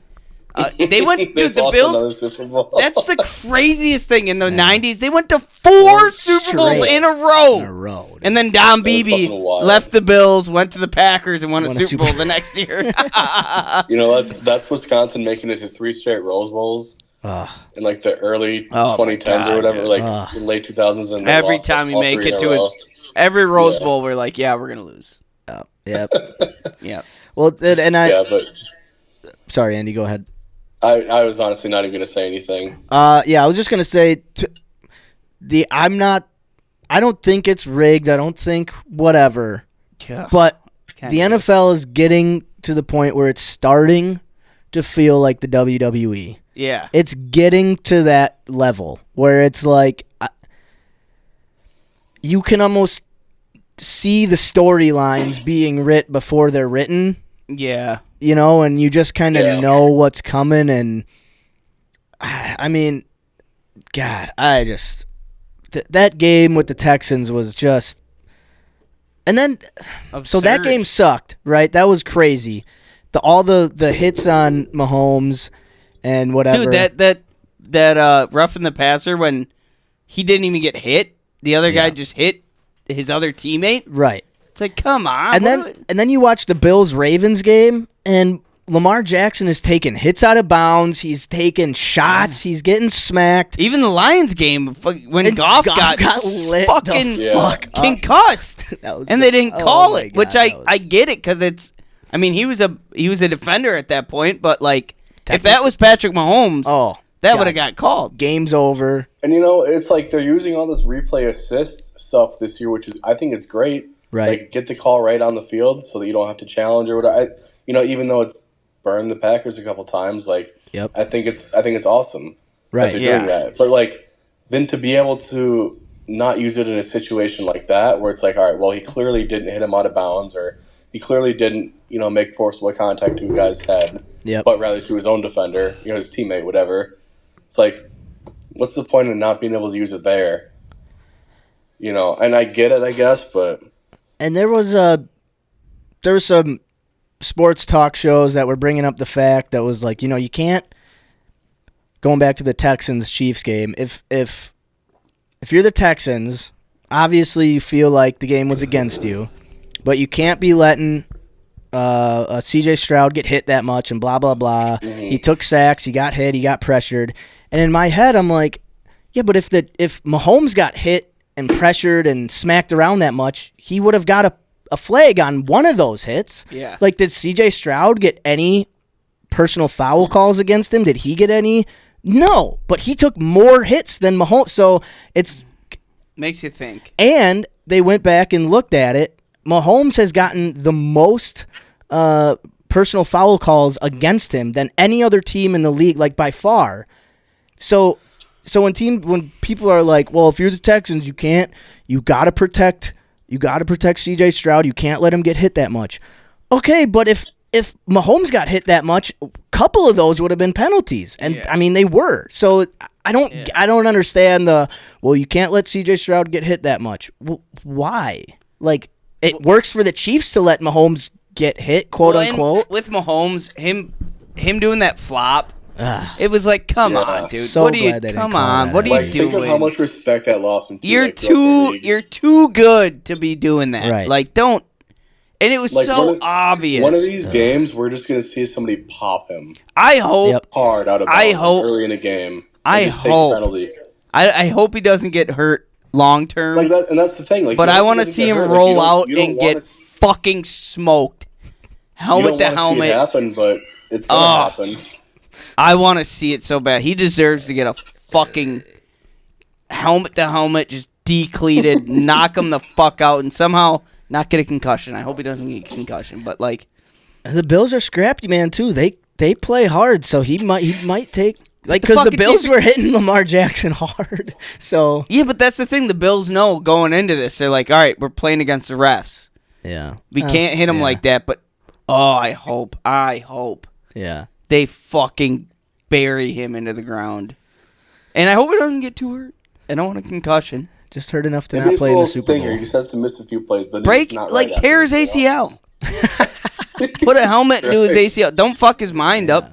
Right. I like Patrick Mahomes, but yeah, because ACL. I mean, you can come back from that, no problem. And then nowadays. I hope Caitlin Clark dives into fucking Taylor Swift's ACL and tears hers. I don't know. I'm just kidding. I'm just kidding. You know what I would love to? Just kidding. You know what I would love to see? I don't know if it would be interesting if Kelsey scores a touchdown and then Clark and Taylor Swift start making out. I was just gonna say that. That'd be cool. That'd be funny. Badass. Sure, Taylor would sing a song about it. Up in the booth, I was making out with you. Celebrating Travis Kelce, yeah. Thanks for fucking showing. Hell yeah, dude, absolutely. Is that Omar? It is Omar. Omar, buddy. Hey, what's up? Who is this? What up? Oh yeah, This is. Oh God. What's up, dude? What's up, dude? Hey, cheers to you, bud. Are all your Omar just got back from cornhole. Oh, did you win? Big cornhole tourney. Did you win, Omar? We won 1 game out of 4. They killed us. They won 1 game out of 4. Come on, Omar. Sound like the Pack. Sound like the Lions. Oh, yeah. I suppose the Pack did win. Man. All right, you guys want to? I think for these playoffs games we should predict scores. Sure. Okay. Next week, predict score. Omar, you want to predict a score? Put Omar down. He's a little tuned up. Is he? Even better. Oh yeah. Perfect. All right, I'm gonna say Chiefs, Bills 28. No. Yes. Bills 28. Chiefs 27. Is that possible? Ooh. Right? Sure. Anything's possible. Anything is possible. Yeah. Okay. 28-27. You got the Bills? Yeah, I don't have any. Wishful thinking. I have nothing. Fucking NFL's got fucking Vince McMahon running it. Yeah. Andy, what do you got for a score? Yeah, for that game, I'm going to go Chiefs 31, Bills 26. Ugh. Okay. It's good. It's good. Yeah. That's going to be close. I'll say I'll go 24-23 Kansas City. Omar, what do you got? He's gone. Oh, okay. No problemo. He's sleeping. All right, Washington versus Philly. Carl, what do you got? 31-20 Commanders. Ooh. Okay. I'm going to say 31's a good score. I'll go. It's in Philly. I don't know if it's supposed to snow or not. Well, I'll go 34. I'll go 34-23 Philly. Damn, Max, that's exactly what I was thinking. Oh, okay. I'll switch it up. Let's go. Let's go 28. No, let's do 29-24 Eagles. Okay. All right. Picks are in, locked and loaded. And do we want to do we'll do Super Bowl predictions next week then. We'll just keep it to the championship round. All right. So Carl's got Buffalo and the Commanders. Sorry, I was reading it wrong. All right, and then Andy's got Chiefs, Philly, and I got Chiefs, Philly as well in the Super Bowl. Left hand up. Who are we? We're the Commanders. Hey, The Redskins. Hey, man. All right. Yeah. Fuck Mahomes. Fuck, dude. The Eagles too. I feel like I don't think they get quite as many calls. I don't like them. But I do think they get some very favorable fucking bounces I'll go be their honest, way. I really just don't like Philly as a city. Fuck Philly. Their fans are terrible, but I don't really dislike anybody on their team. I don't like Saquon, not for anything that he's done. I just, Penn State guy, I just don't like him, you know? Yep. But I really don't have anything against, almost anybody on their team. The thing I don't like about Philly is that,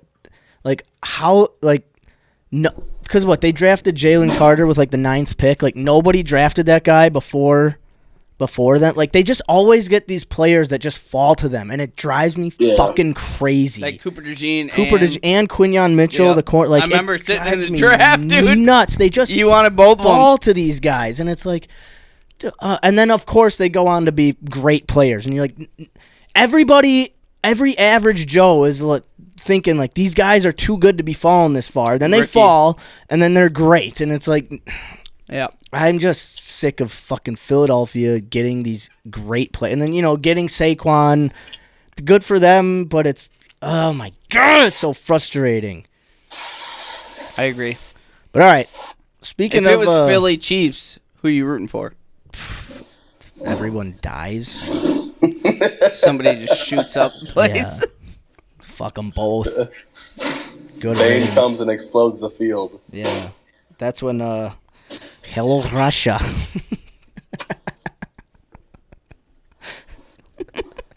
I think I'd root for Syria.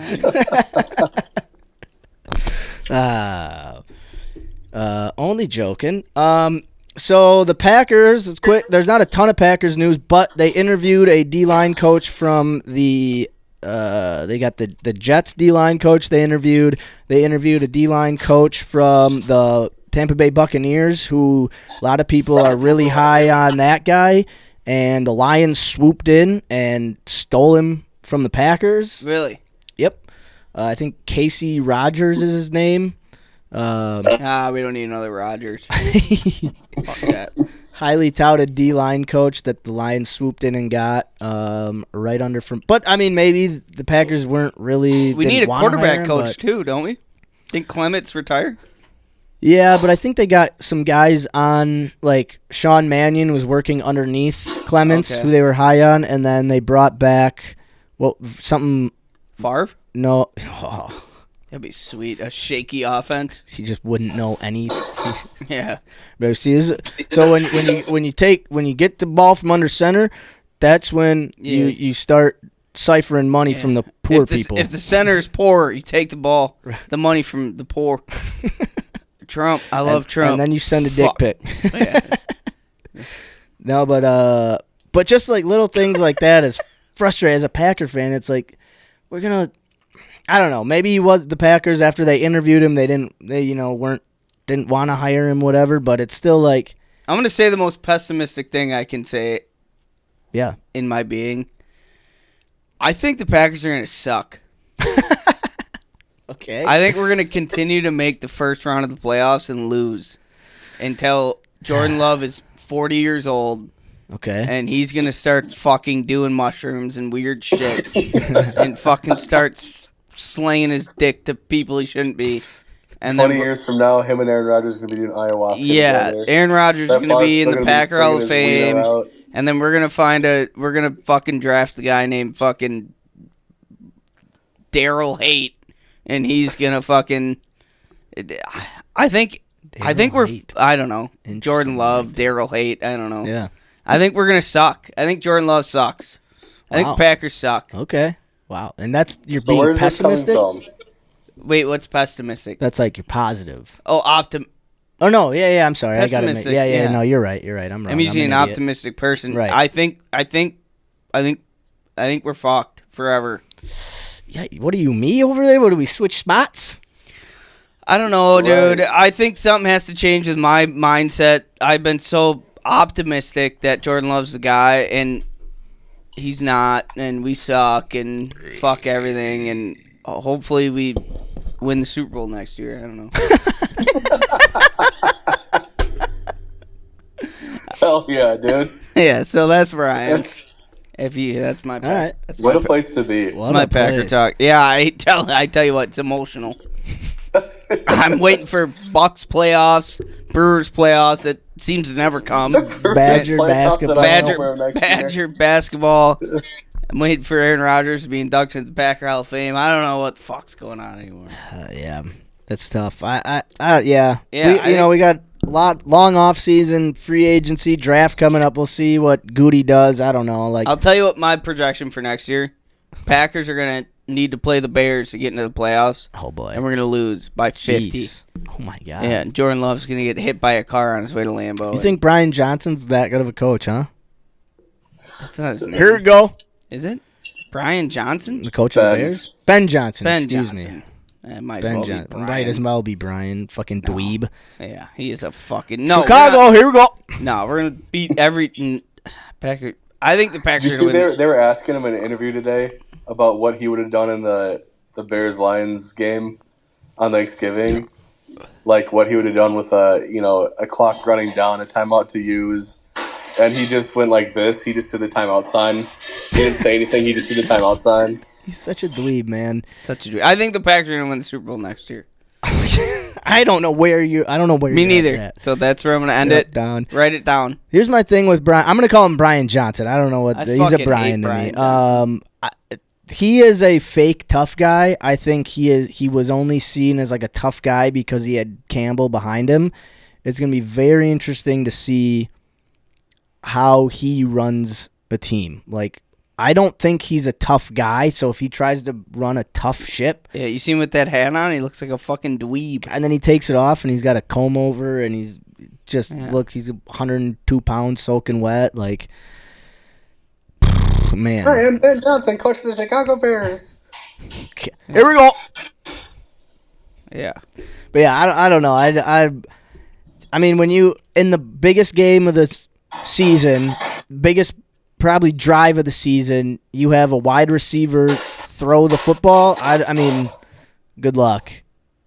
Yeah, I mean, you all right over there? Jeez. Oh, my God. You okay, Andy? Is there a hurricane? What happened? Andy? They're making a ruckus. Yeah. Are they fucking Sounds like Omar Chicago trying to get fans. chicken nuggets in the oven or what? Can't figure it out. Sounds like fucking Brian Johnson trying to... Yeah, sounds like Tom taking a frothy. Sorry. A lot of noise when Tom takes his frothies. So. Pans banging. Okay. The Packers. I mean, all right. So yeah, we got a lot coming up. Do you have faith? Yeah, real what? quick. Yeah. So draft. Yeah. We talked about this very shortly. I think we were pretty hammered. We do a walk around episode. Yes, I got the days off. For the I got them too. Yep. Andy, you should take the draft days off.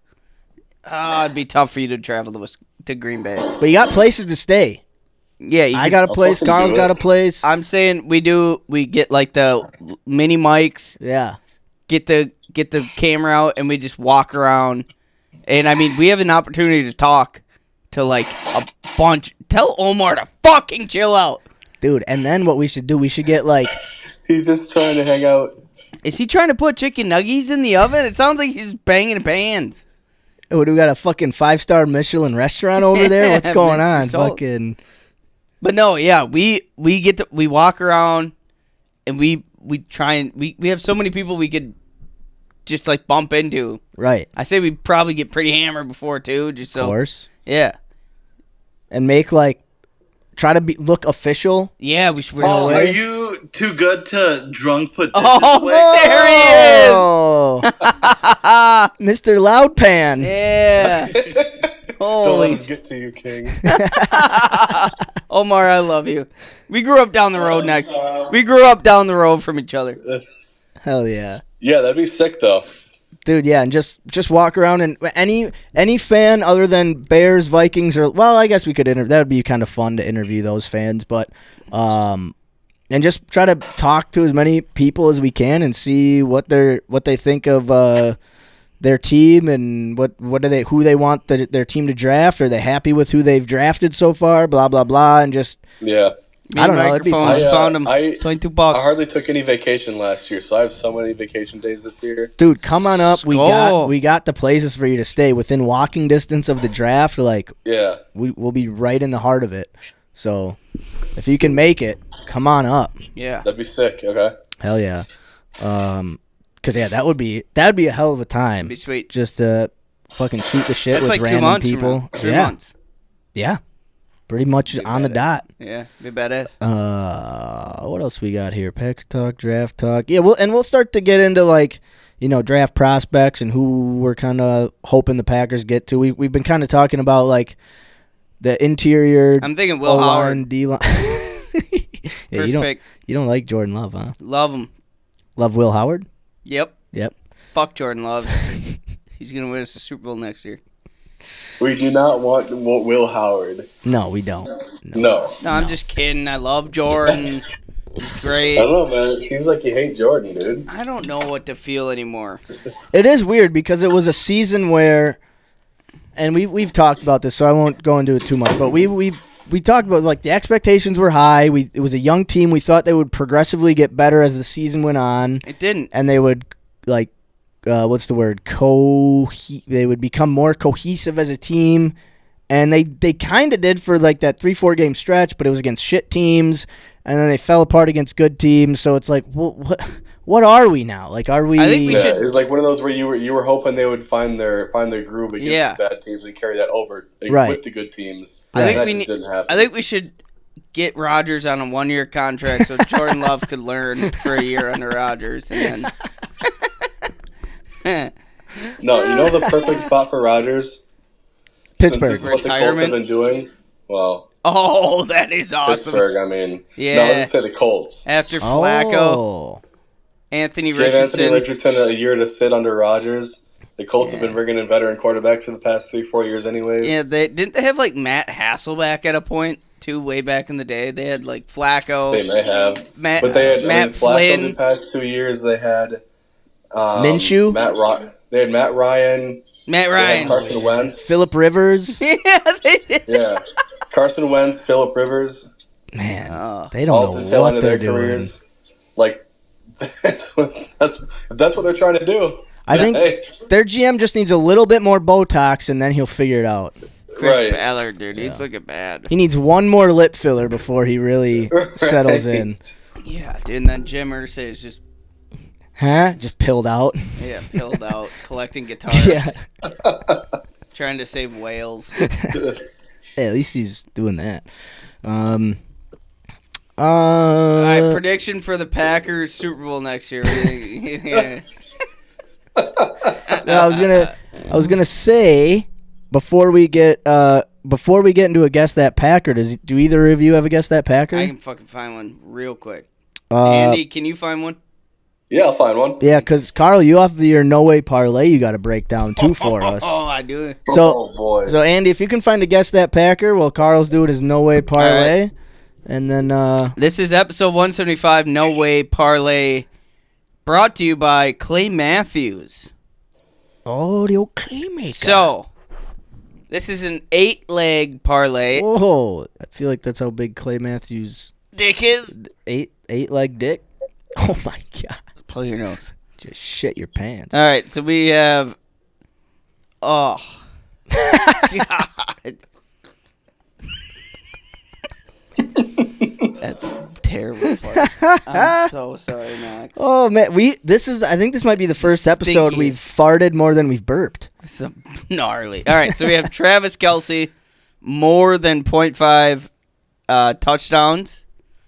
We have Josh Allen, more than 1.5 passing touchdowns. Dallas Goedert, more than 40.5 receiving yards. Austin Eckler, more than 24.5 receiving yards. Saquon Barkley, more than 0.5 rushing touchdowns. Yeah, that's a no-brainer right there. We have... They think he's... Wow, okay. Shakir for the Bills, more than... Shakir for the Bills, more than 55.5 receiving yards. Okay. Xavier Worthy, more than 4.5 receptions. Wow. And Jaden Daniels, more than 10.5 rush attempts. Oh. Yeah, I don't know how you're losing this one. 8 out of 8, we get $217. Let's go. 7 out of 8, we get $36. Okay. Sounds good to me. I like I like all of those. This is a more no way parlay by Gay Clay Matthews. Bada bang. Oh man. So I just found my guess that Packer. Okay, can I pee quick? Yeah. Carl's gonna run to the bathroom and then we'll get in. Dumpster. Oh, he's gonna stand up and it's just gonna be It's gonna float. Oh my god. If I could, I'd shove. I've been eating fucking Colby cheese casserole for 3 days straight, dude. Colby cheese casserole? Yeah, just cheese and noodles. And what the fuck? I've never even heard of it. It's so good. It's just the mac and cheese. Smells delicious. Mac went out of town, so she just made me a fucking barrel of Colby cheese casserole. What is that, like a cold mac and cheese, basically? It's not cold. Colby cheese. No, but so it's just mac and cheese? No, it's like a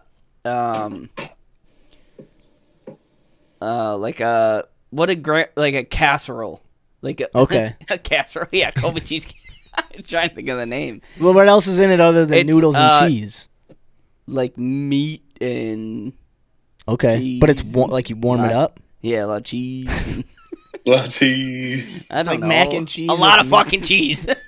Cheese and noodles. And Kobe and casseroles. I've been eating it. I've been eating it a lot. What's in the casserole? Casserole, dude.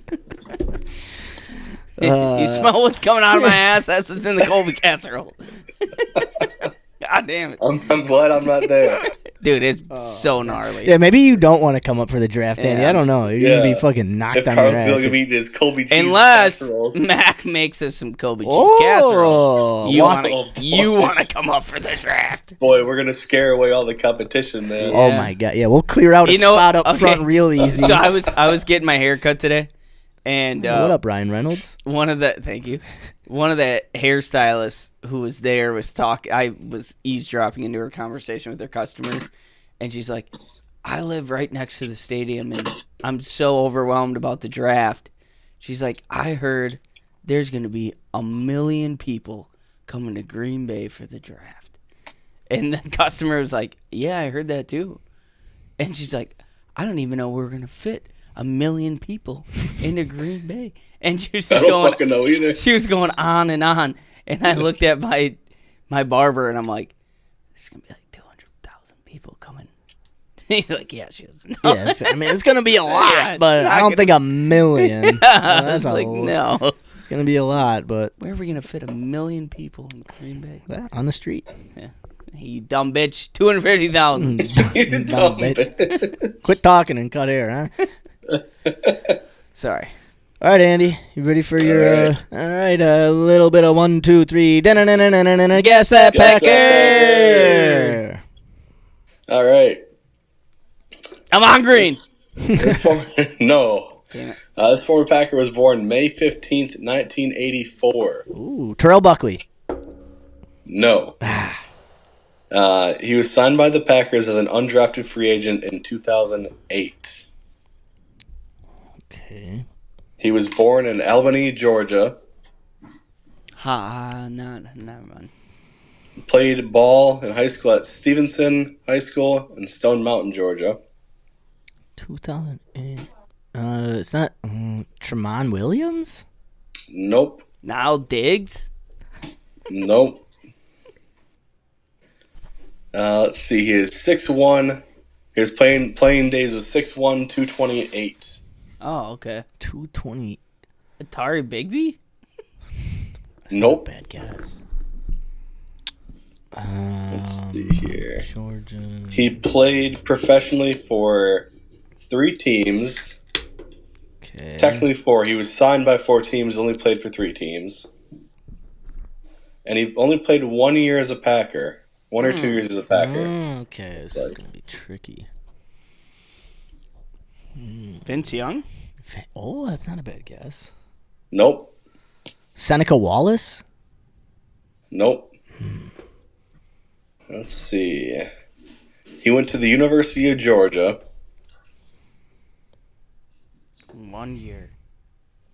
Let's see. 1 year.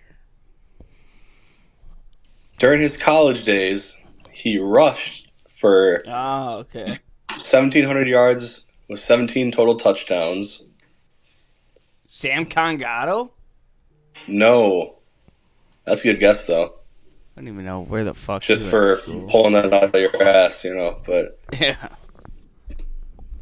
let's see. Tony Fish? Yeah, signed as an undrafted free agent in 2008.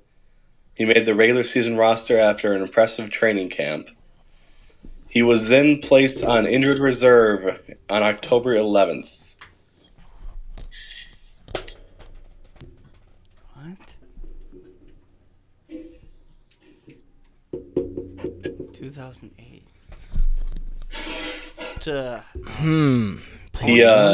He was released on September 5th, 2009. I was going to say Tony Fish. So the following year, after final cuts, and re-signed up to the practice squad the following day. He was then released by the Packers September 4th, 2010. So the next year after that. So he didn't win a Super Bowl. Nope. Okay. He also played, was claimed off waivers after the Packers by the Buccaneers in 2010.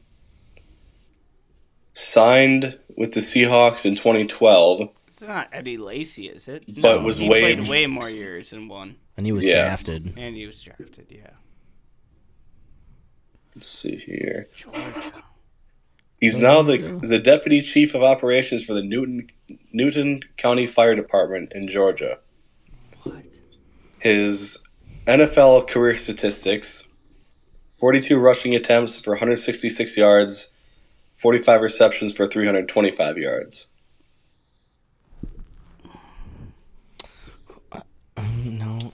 Let's see here. Holy fuck. Ooh, he wore number 28 and 38 during his playing days. Ooh. 28 for the Packers. Ooh. Is that you saying that to my fart or? Well, yeah, both. Can't stop. The only 28 I remember is Ahmad Carroll, but he was a cornerback, and we drafted him. I'm trying to think of other 28s. 2008, so I would have been a junior high school. Man, this is a tough one. These one-year wonders, man. Went to Georgia. He was a running back.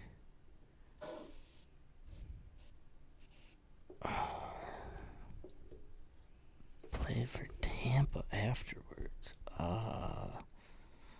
Who would have been the starting running back in 2008, Carl? It would have been Ryan Grant? He played for the Giants.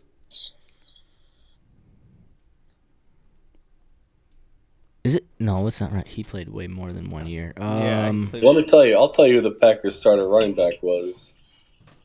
Amon Green? Ryan Grant was 2008. Okay, who was his backup? Like, I'm trying to remember who the fuck his backup was. They had a couple backups on that team. I'll list the others. Technically listed as running back John Kuhn, but your boy Corey Hall. Yep. Okay. State. Brandon Jackson. Okay, yeah. He wore 32 out of Nebraska. Who the fuck else was? Oh no, he was a third-round pick. Alex Green was out of Hawaii. Shit, this is a good one. Ooh, I might be stumped here. This might be another No Way Down Barclay. Stump me. Shit. Brandon Jackson? Did we just say? We just said that, and we drafted him, so he wasn't. Who the? 28? He wore 28, undrafted, out of Georgia. 6'1", 220, you said? Yes. Ooh, this is a toughie. Would we know him? I mean, you would recognize the name. I feel like the second I say it, you would be like, oh, that guy. Okay. Didn't do much for the Packers, but, Shit. Fuck. I'm drawing a blank here again. Stumped. Back-to-back weeks of just blanked. I need to start smoking weed again. Yeah. He has a silly last name. A silly last name. Silly last name. Silly little boy. How silly is it? Can we hear it? All right. It rhymes with pumpkin.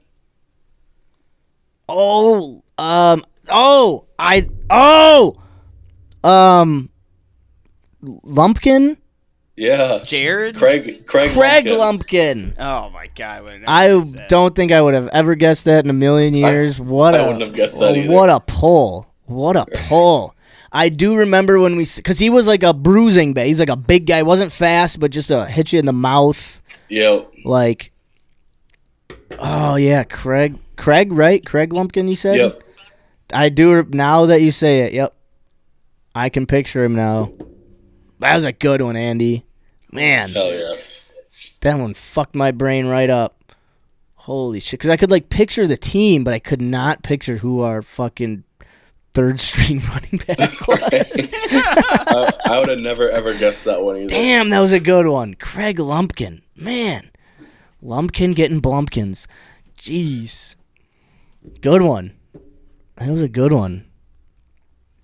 Yeah, I do remember that. never I do remember him coming out of Georgia. Was there another? If you guys remember, was there another running back out of? It was like a two-headed backfield they had at Georgia, and Lumpkin was like, he was really good, but just wasn't fast or like he wasn't anything special. He was just a big fucking bruising motherfucker. I think I scrolled past it after I was reading about him. Let's see if I can pull it back up. I feel like there was another running back on Georgia, but I could be wrong. No Sean Moreno. That's it. No Sean Marino. Sean Yes. Marino. Those two guys. Because I remember he played when for the Jags. he played for the Dolphins for a little bit. Broncos. Broncos. Yes. Dolphins and Broncos. Yeah. Man, that was a good one, Andy. Damn it. I Great guess that Packers. Back-to-back weeks. Oh. Don Barclay, Yeah. Craig Andy, you're gonna Lumpkin. be on Guess That Packer till we guess that Packer. Ooh, I like then we switch it. Then I it like goes that. to you. Then it goes to me. Okay. Yeah, like and then that. we can call Shane. We can do Guess That app. Guess that. Guess That trailer. Guess that trailer number. Yeah, Shameless got an app for that. Man, that was a good one, Andy. Good one. Good one. Guess that Packer. Craigie Lumpkin the Blumpkin. All right. All right, so we got AFC NFC championship games this weekend. Are they Yes, both sir. Sunday? Yep. All right, both Yep. Sunday. And then And Super Bowl the first weekend of February, I think, right? yeah. We should watch the Super Bowl. Or is it the second? Might be the I think second. the Pro Bowl is that first weekend. Oh, sure. Yep. Fuck that Yep. fucking Pro Bowl. Yeah, what the fuck? Fag football. Sorry, I'm sorry. Don't worry, they play dodgeball now. Oh, yeah, true. that's right. Wow. God. It's fucking And other fun activities. playing They dodgeball. should bring back the quarterback longest throw competition. They should. Competitions are kind of cool. But God, I can only imagine the owners are like, God, please don't throw like you bust your shoulder just chucking a deep ball. Like when Favre, Aikman, Bledsoe, Culpepper, I think, did it. Yeah, Culpepper was in there. Man, those were good times. McNair, I think Steve McNair was in that. Steve McNair. Big Air, R.I.P. Big Cock McNair. Yeah, R.I.P. He was murdered. He was. Yeah. Probably because people were jealous of his cock. Yeah. They said it was as big That's what was in the documentary. Yeah, it's just all about They said it was as big as a cinnamon roll container. That's what a former player said. Where did you watch this A documentary? former, I can't remember where. Maybe it was on Pornhub or something. But clips. yeah, Pornhub docs. Pornhub.com/Air McNair. Dude, you know what I can't wait for?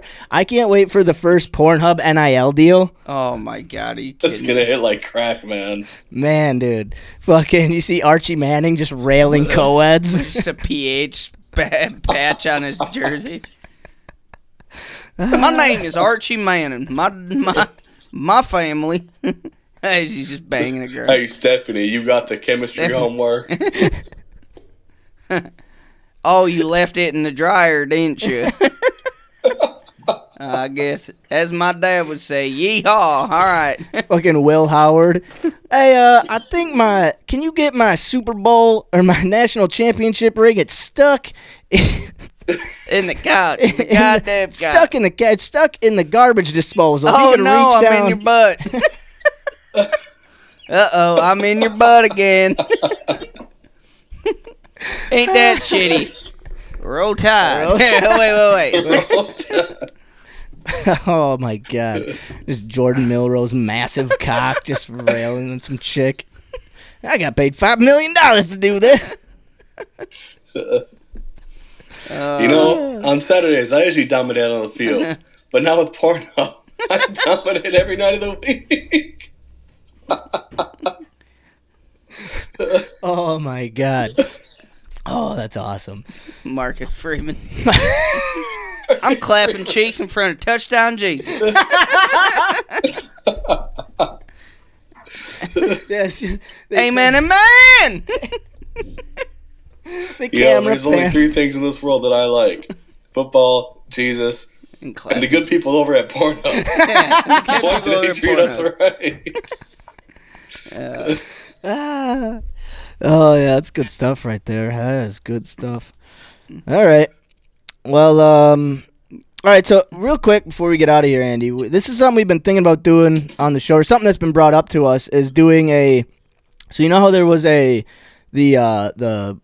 drunk history on Comedy Central. Yeah. We've been thinking about maybe trying to do like a drunk Packer history. So we would like pick a story, and then at the end of the episode, when we're a little tuned up, we try to tell this Packers story. Say, like, for example, like the Aaron Rodgers draft. Yep. It'd be like, all right, Carl, tell us about the Aaron Rodgers draft before we get out of here. And then he has to tell us like the whole thing or whatever he can about that story.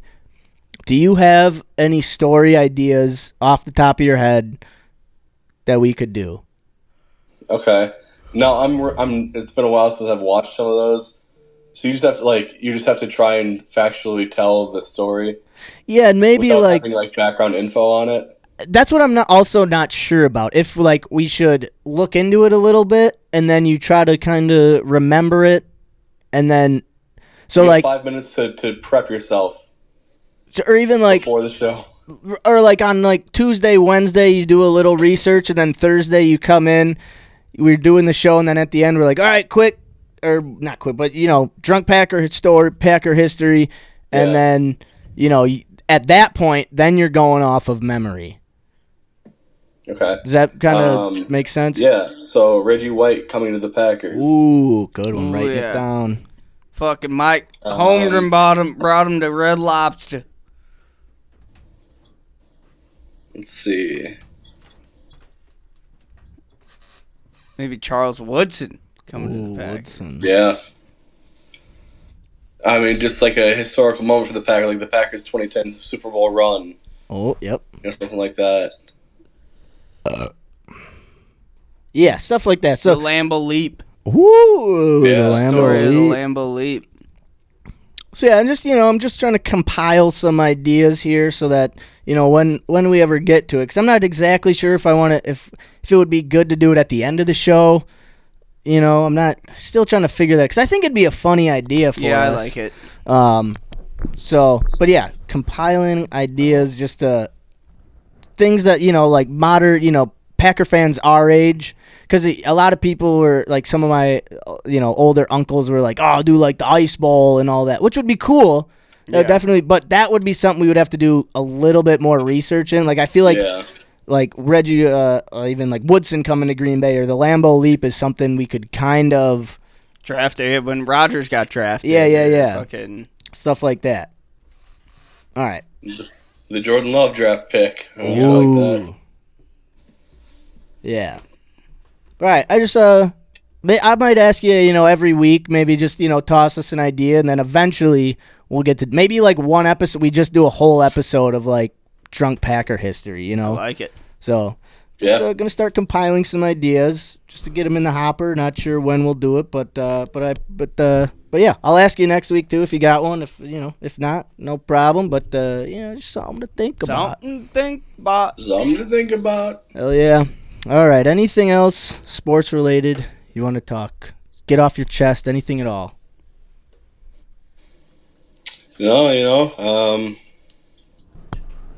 roll Brewers, roll Bucks, roll Badge. Let's roll go. Pack. Let's go. Roll Pack. Roll Wisconsin sports. Love it. Hell yeah. March Madness is coming up. Keep an eye on the Badge. And Bucks, we got a little bit of time, but, keep them in your thoughts. June's when the playoffs start, in case you didn't know that. But, like April, May, start to pay attention more to the Bucks. It's usually like late May was usually when they start, but... So I'll start May 25th. Sure. Set an alarm for me to start watching playoffs. Well, you can set that for yourself. All right, I got it. Yeah. Hell yeah, man. All right, Andy, thanks for hanging out. We appreciate it. Hopefully, you should make the travels down for the draft. Yeah, dude. For real. I think I'm going to. That'd be sick. That'd be awesome. That would be hell of a time. Yeah, and we'll talk a little more details once it gets closer. Because I think we should put together something cool. Even if we're just talking to fans, but there's an opportunity for us to bump into some people. Maybe sneak our way into a set somewhere. Yeah. You never know. If the McAfee show's there. There's going to be ESPN shows there. Everybody's going to be there. And we just get hammered and try to find like a Lou Holtz mask and see if we can trick him to think we're fucking that'd be badass. Ty Schmidt, you know. I might should get a Mike Holmgren mask or a Brett Favre mask or P Diddy mask or something. I don't know if you want to do P Diddy, but yeah, they'll definitely get us on camera. Yeah, badass. Wouldn't be good. Puff ass. All right, Andy. Thank you. All right, man. Oh yeah, good talk as always. Steal some chicken nuggies from Omar. Yeah. Oh, there he is. And the sailors say, Andy. Cheers, brother. Later. See you, bud. Hell yeah. God, I love talking to Andy. Nothing better. Nothing better, bud. Nothing better. Man. All right. Well, that was episode 175 of Wisconsin Sports Talk. Hell yeah, dog. All right, we got just a couple little things here. All right, I wanted to quick talk about clinker together. Let me organize the show quick. One more. Okay. Yeah. All right, quick, a little Doug Heim episode talk. Oh yeah. We're coming up February 1st. We're going to be on Doug Heim's podcast. And we are going to be helping him find the beer of the Ant Cave, the official beer of the Ant Cave. Hell yeah! Where he's going to have some. We're going to be doing blind beer testing. Whew, can't wait. And his ideas were, rate beers off of, aroma, color, taste, things like that. Because he's gonna have them labeled. We're not gonna know what beer is what. So I was thinking if we could incorporate the big old Big Four beer scale. Yep. And, maybe do like drinkability, probability we drink it again. Maybe use those two. I don't know if we want to be chugging on Doug's show. We'll see. We can see. Because we're also going to have to, I don't think we can be dropping as many. Yeah, we'll have to be a little kosher. We'll have to be kosher. We'll have to be a little more kosher. Just because it's going to be tough. Yeah. But, we respect Doug, and we don't want to mess up his show and have him, editing a bunch of shit and being like, okay, I don't really want to put this out. Carl said fuck 17 times in this, It's like, because his episodes get quite a lot of views. Yeah. So we want to be respectful of his show. But I was thinking, maybe we could try to, since this is, that sign behind us is kind of what we have usually behind our beer scale. If we could somehow put on that, you use that to as the rate, what am I trying to say here? Make what that the beer scale. Yeah, make that the beer scale. But also it's because it's not our show, so I don't know if we want to bring Holtz accountable. Yeah. So maybe try to create our own board of some kind to mix in, the aroma, the color, the things he had, and then some of the stuff we do, and bring a board with us. Yeah. And we could, I don't know if we want to do a whiteboard where we, handwrite it in and something. Do you kind of know what I'm saying? Yeah, I feel I'm not explaining it. No, too you well. are, but I'm Ant Cave. Ant Cave. I don't know. I'm trying to think of instead of the big old Big Four beer scale, we could do something the Ant Cave. Whoa, we got balloons popping up. I don't know what that means, but that was cool. Shout out Twitch. Something like the Ant Cave HUA beer scale. Yeah, something like that, and kind of come with something to add to it a little bit. I think that'd be a good. I know we're not there yet, but maybe ongoing kind of just weekly challenge where it's just think of ideas, because we want to showcase Doug's podcast. It's not about us, obviously. It's the Ant Cave beer. Yes, yeah, and I'm super stoked. assisted by HUA. Yeah. So something along those, but something to just think about, because it will come up fast. It's going to come up fast. It's like we're a couple 2 weeks away. yeah. Yeah. But I think we've got time to think of something. I think he gave us a good starting off point. And if we can try to add to it a little bit, bring something. Is there any like checkpoints of like things that maybe like questions or like what he plans, like what the topics are? Like I like obviously like what we do is just off the fly. Right. So I'm fine doing that too. But if there's anything that like he plans wants to talk about Other than beer? Like Okay. just like kind of what points, kind of what he wants to do throughout the episode, where maybe we can get a little bit of an idea so we can come a little prepared. Yeah. I mean, we're pretty good at just flowing. Especially when it comes to beer. Yeah. Beer and anything. I mean, Doug's pretty easy to talk to. So I think we'll be okay without notes, but like maybe just to be a little prepared just for his sense. I'll shoot him an email, see if he's got any, if he wants, if his vision is, hey, we're coming on to just do, because he said it shouldn't take more than a couple hours. Yeah. So like, I'm not exactly sure if we're gonna be also like watching commercials with him and like talking about like Green Bay commercials and if we remember these or anything like that. So I'll shoot him an email and see if there's anything else, and if not, then we'll just kind of focus on just be like, hey, like we want to make sure we're as prepared as we can be. Like obviously, like we're fine coming in and winging it. Like we're fine talking, but like, we just want to be the best we can for him. And and we're comfortable with, relatively comfortable with Doug now. Yeah, you know. oh yeah. It will be a little, me personally thinking, a little not intimidating, but what's the right word? Like going on to his set, his show. And just trying to, we want to add to it and not take away from it. Yeah. We're like going on to other like things we've done, like with Pat and shit. It's like we were just fucking around and doing whatever. Exactly. But like the proper thing, like not saying fuck every other word and like being, which is gonna be, it's so tough. for me. It's like I was at my godson's basketball game, third grade basketball game. Something happened. I was like, what the fuck? And as soon as I did that, I'm like, I gotta watch my mouth. And even Frey looked at me and he's like, yeah, what are you doing, dude? I was like, oh shit. Was it like a call they made in the game? Yeah, it was like a call to travel. I was like, God, what the fuck? They're and then fucking I was 8 years old. And as soon as I did this, I was like, oh fuck, gotta watch my mouth. Or maybe what we could do is we could have like, we would have to find it. We could either get paper or like a little dry erase board and we like hold it up. And we like take a drink and then we like, okay, write it down, and then we hold it up. Yeah.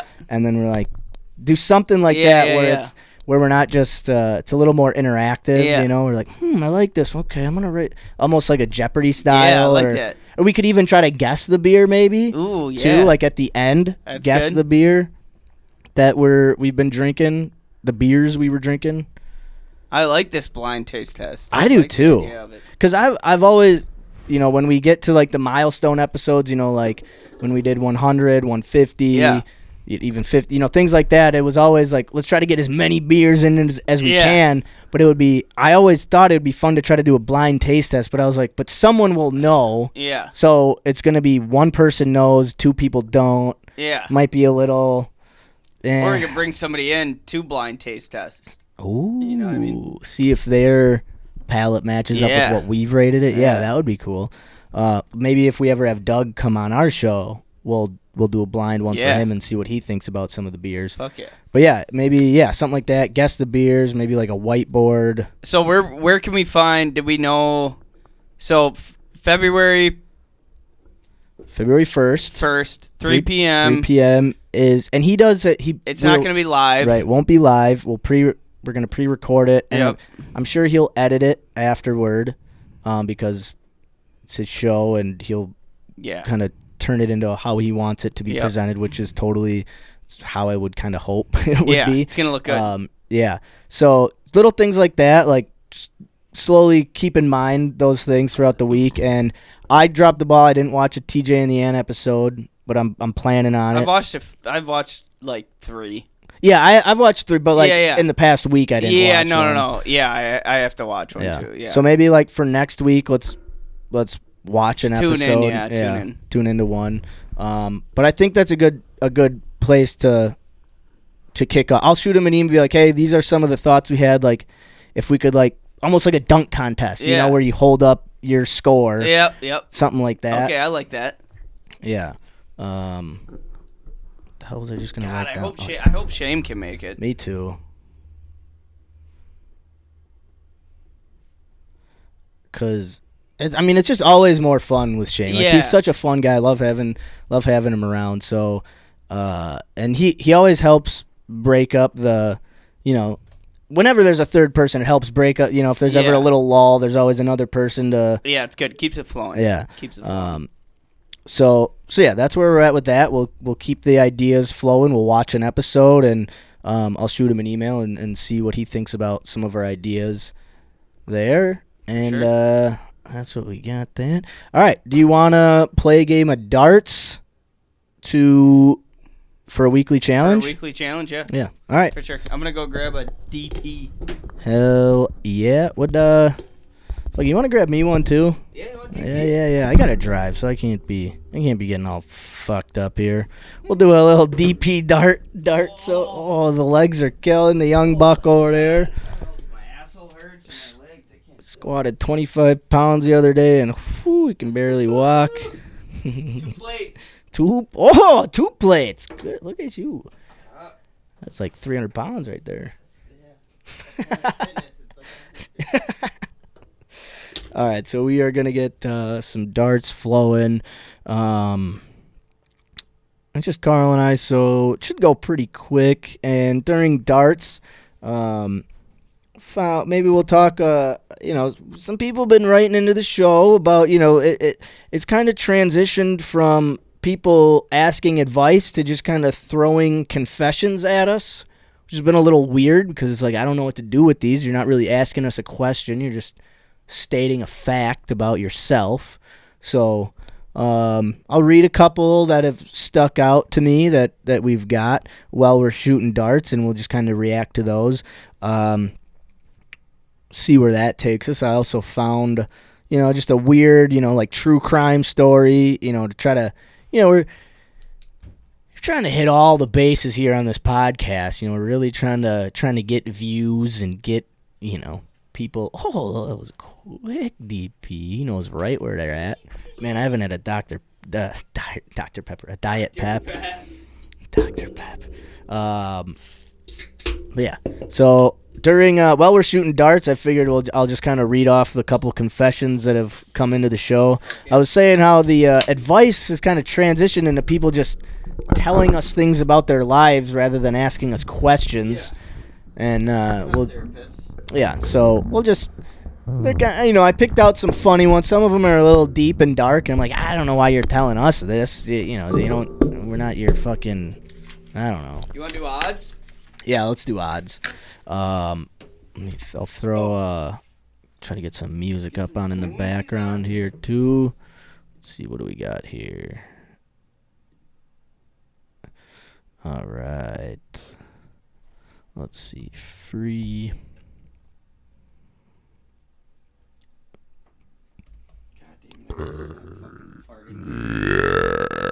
Woo! Oh, God.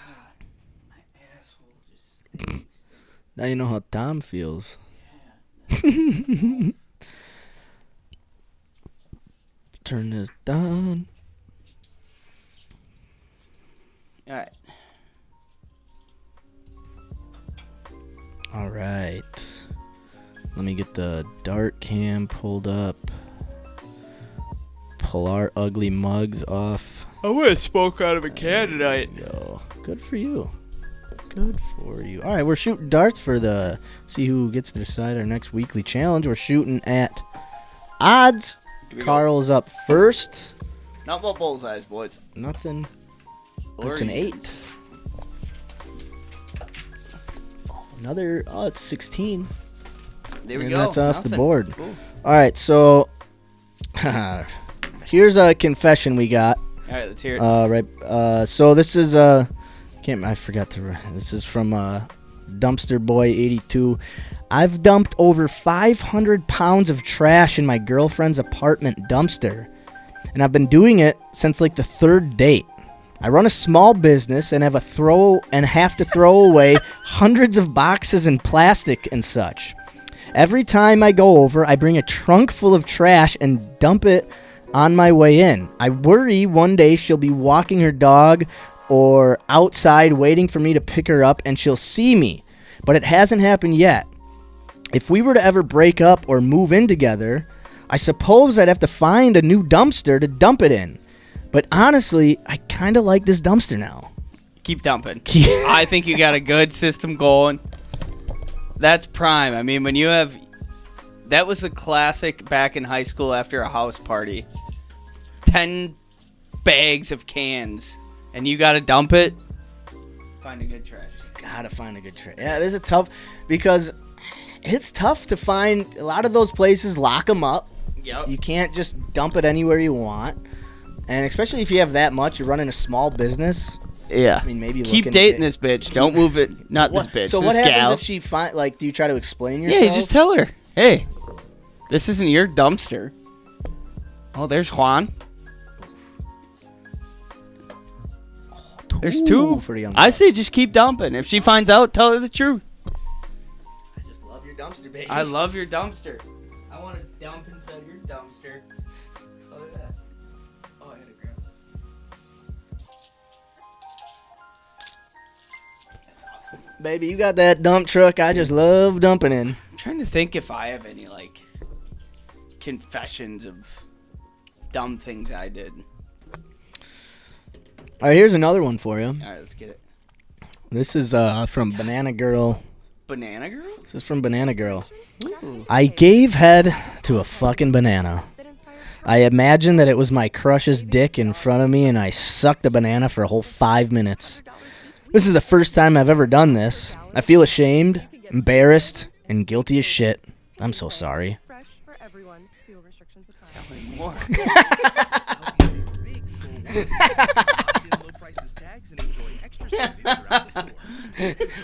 What else? What'd you do with the banana afterwards? I mean, I don't know. Everybody's done some weird shit. Yeah, I mean, you can't... I mean, I've never sucked off a banana. Well, in a way, you know, it's... Hold on. Well, you know, like...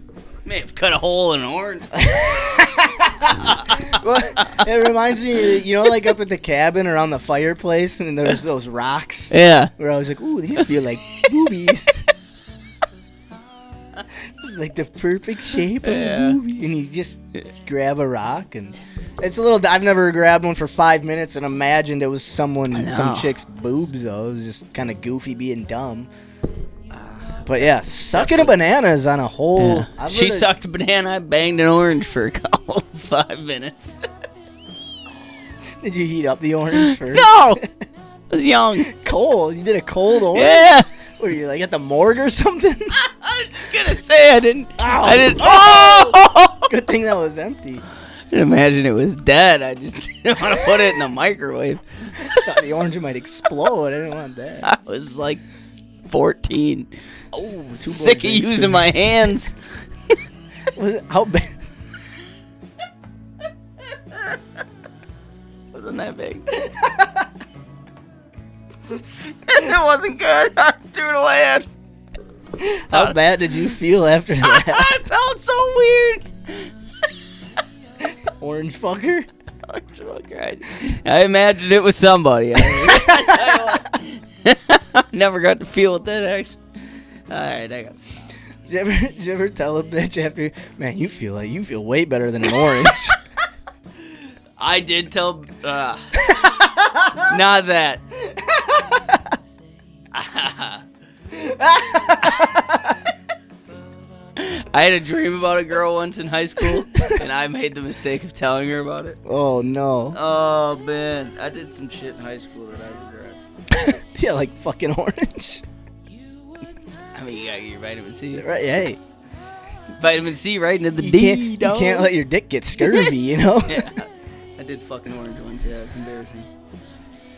Yeah, I mean, I'd rather... I think it was probably pretty soon after I watched American Pie. And I was like, what can I stick this thing in? No, I'm not getting entry in anything real right now, so I gotta fucking do what's good for me. And orange was a living thing at one point. Fucking got a whole cup orange.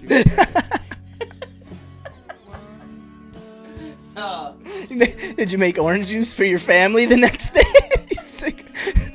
This is hand squeezed orange juice. Fucking Tom. Hey Tom, I got Something like Sunday orange juice.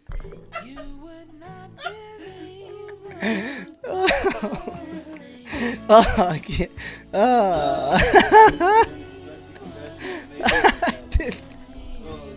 You got A tutor. It's not worth it. Oh man. You ever been grapefruited? Nope. It's like the same thing as fucking an orange, except a female does it to you. It's happened to me. What? Wait. Break that one down real quick.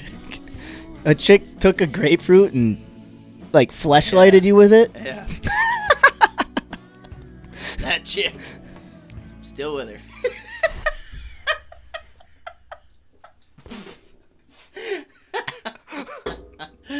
For the ones who get it done, the most important part is the one you need now. And the best partner is the one who can deliver. Yeah, you didn't marry her right after that. You didn't propose on the spot.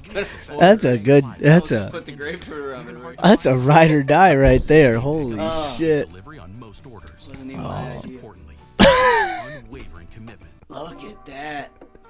Right to the bullseye. Oh yeah, that's 7 drinks for you there, pal. Nice shooting. Once you got that off your chest, man, did you? Feel so much Were better. you shooting straight after Oh that? my god. Can we stop at the store on our way home? Ooh, I hope she's not listening. Oh, that's your phone. Oh my god, that's funny. Yeah. Tell you what. Oh man, man, you love your fruits, but I'm a healthy guy. people are like, take a vitamin C pill. What are you talking about? Stop fucking these things. Eat them. There's starving people in Africa. Yeah, well, there's horny people in Africa too. I bet they're fucking their dumb fruit. Alright, that's one drink. Oh shit, I wasn't expecting that. Me neither. Sorry. Whoa. That's right there. What was that, 3? Oh, it smells like oranges. Oh.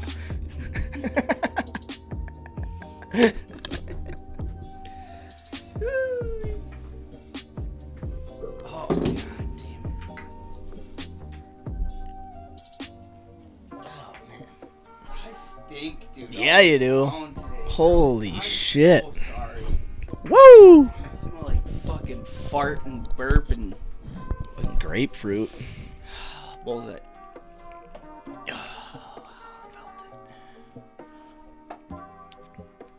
That's 1. That's 2. Nice. 2 for the grapefruit kid. Hell yeah.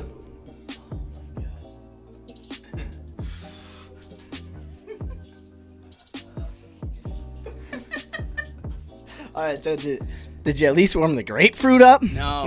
Oh man, you pull it right out of the fridge. She did all of the preparation.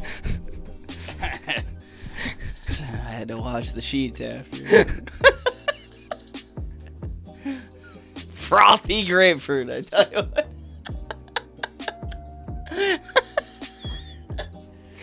You like a little milk in your grapefruit? Never thought I'd talk about this, tell you what. Man, these confessions are great. Yeah, do we got any more? of these? Those are the only 2. I didn't think we'd get so much gold out of just those 2. Let's finish this up. Alright, that's Juan. Oh, Snan. Ah, Yeah, one. Juan. One shot, one grapefruit. You know what I'm saying?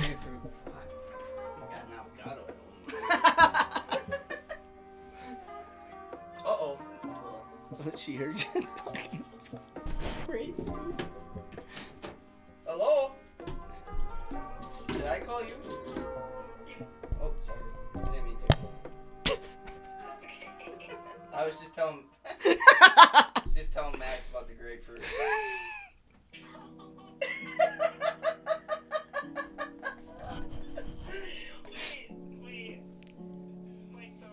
The grapefruit. I don't know how I came. We were doing a confession thing. People were giving us confessions, and then grapefruit just popped up. Oh yeah, we're live. We are live. You're live right now. I didn't give details. I just. I mean, you gave enough.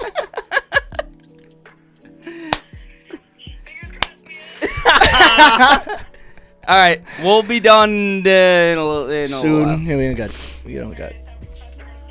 All right, I'll tell him about the apple next. Just kidding. Please no. I love you. Bye. Oh man. Yeah, I ain't fibbing. I believe. Trust me, I believed you. What is on? Oh! Dial it in. A little closer. Oh! Oh, that's one. Man, I've never fucked a fruit before. I've fucked too many. Feels weird now. What is on her TV? It's some dude made a beat. All right, so it's not quite the same, but when I was, yeah. So when I was in high school, I was cleaning the basement, vacuuming, and my parents heard me vacuuming downstairs, and they were like, "What are you doing?" I was like, "I'm just vacuuming," and they were like, "Oh, good." We thought you thought you were. They thought I was like fucking the and I didn't even know. I didn't even think. That never even crossed my brain. And then it did. Never. Yeah, and then I was like, "Wait, you can do that?" And I think I did. I do think I tried it, but it was like. I'm pretty sure I've tried that too. It was like the second it got close, I was like, "I don't like it." And never. I think a lot of us have done that. That's probably the closest. That's the closest thing you've done to fucking a grapefruit? Yeah. I mean, I did try the old, you take an old toilet paper roll and you you put like a DIY pocket pussy? Yeah, I think I tried that once. I had a pocket pussy once. Oh, yeah? Bought it for it was like $10. Used? No. Yeah, eBay. Yeah. And I think I used it once and I was like, ugh. Yeah, because... And then it was just like a floppy thing in my closet. I threw that thing away quick. Because I can only imagine cleaning it out afterward is like the most depressing. I don't think I did. I think I used it once and I was like, I'm doing this thing. I'm not about to go. I lived in a house with people. Just, what are you doing? Cleaning out my cleaning Jennifer. Jennifer's a dirty girl. I'm cleaning Alexis, Texas. Homemade thing of her butthole. This is a Rowdy Riley rump. Oh yeah. Shit. It's like if you listen to Bobby Lee, he talks about how he has so many different sex toys. Yeah. Holy camole, you got one? Just one. Damn. Oh, that's funny shit. I'm trying to think of funny things that my buddies did or something that I've heard.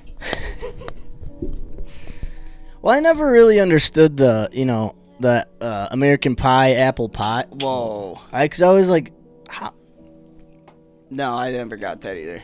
Isn't that too shallow? Like I can see an orange, a grape, like that makes sense to me. But the apple pie never really. That's 2. That's Juan. No, runner. Ty goes to the runner. That's 2. All right, I'm close. All right.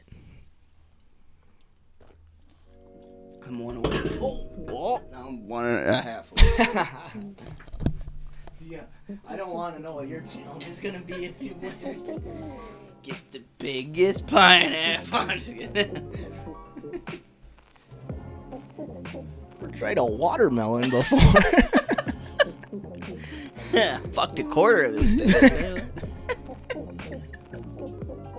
It's like my boss the other day. I was telling him we were talking about like wearing dress slacks. Yeah. And have you ever heard this? Yes. She's like, "What side do you dress?" You ever heard that? What side? What side do you dress? No. So, it apparently means like, what side does your dick hang? Oh, okay. And I was like, pretty straight. I think my dick's big enough to dress a certain way unless it's really warm. Yeah, very slightly on a very left. like 90-degree day, little bit left. Yeah. Because he was like, he asked me, he's like, "What side do you dress?" And I'm like, gay or straight? He's like, "No." And I'm like, he's like, "What side is your dick hang?" And I'm like, no, that's great. I don't have enough hang. You got hang like that? Hang like that? What? Yeah, I was so baffled. What do you mean? He's like, yeah, because apparently, like seamstress, like people, they'll tailor your pants to the way your dick hangs, so it doesn't shit. Man, compress. I've never had that problem. Man, that's cool. That's That'd be awesome. Like, hey, my dick hangs to like my knee on my left side. Can you puff it out a little bit? fucking Steve. I tell him like, hey, my dick points straight at my zipper. Can you flatten it a little bit so it doesn't look like I have a half chub every second? Because I'm on Adderall and my dick's half an inch big right now. Do you guys tailor to cocaine dick? Just the tip? Just the tip tailoring? Just the tip tailoring. Specializing in tiny dick tailoring since Put a metal plate in front of my dick so nobody can see. Steel toe slacks. That's gotta be one of our next advertisements. Steel toe slacks. Oh shit! Yeah, we might need to find is them. Is your dick so small that you're hugging? Oh man, I got nothing on that one. Yeah. All right. Holy shit!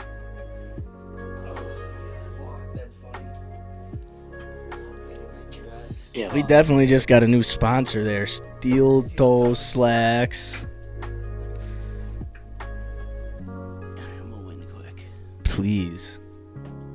Oh, that's not. That's that's one. That's two. Right, there we go. Holy shit. Whew. That's funny shit, dude. God damn.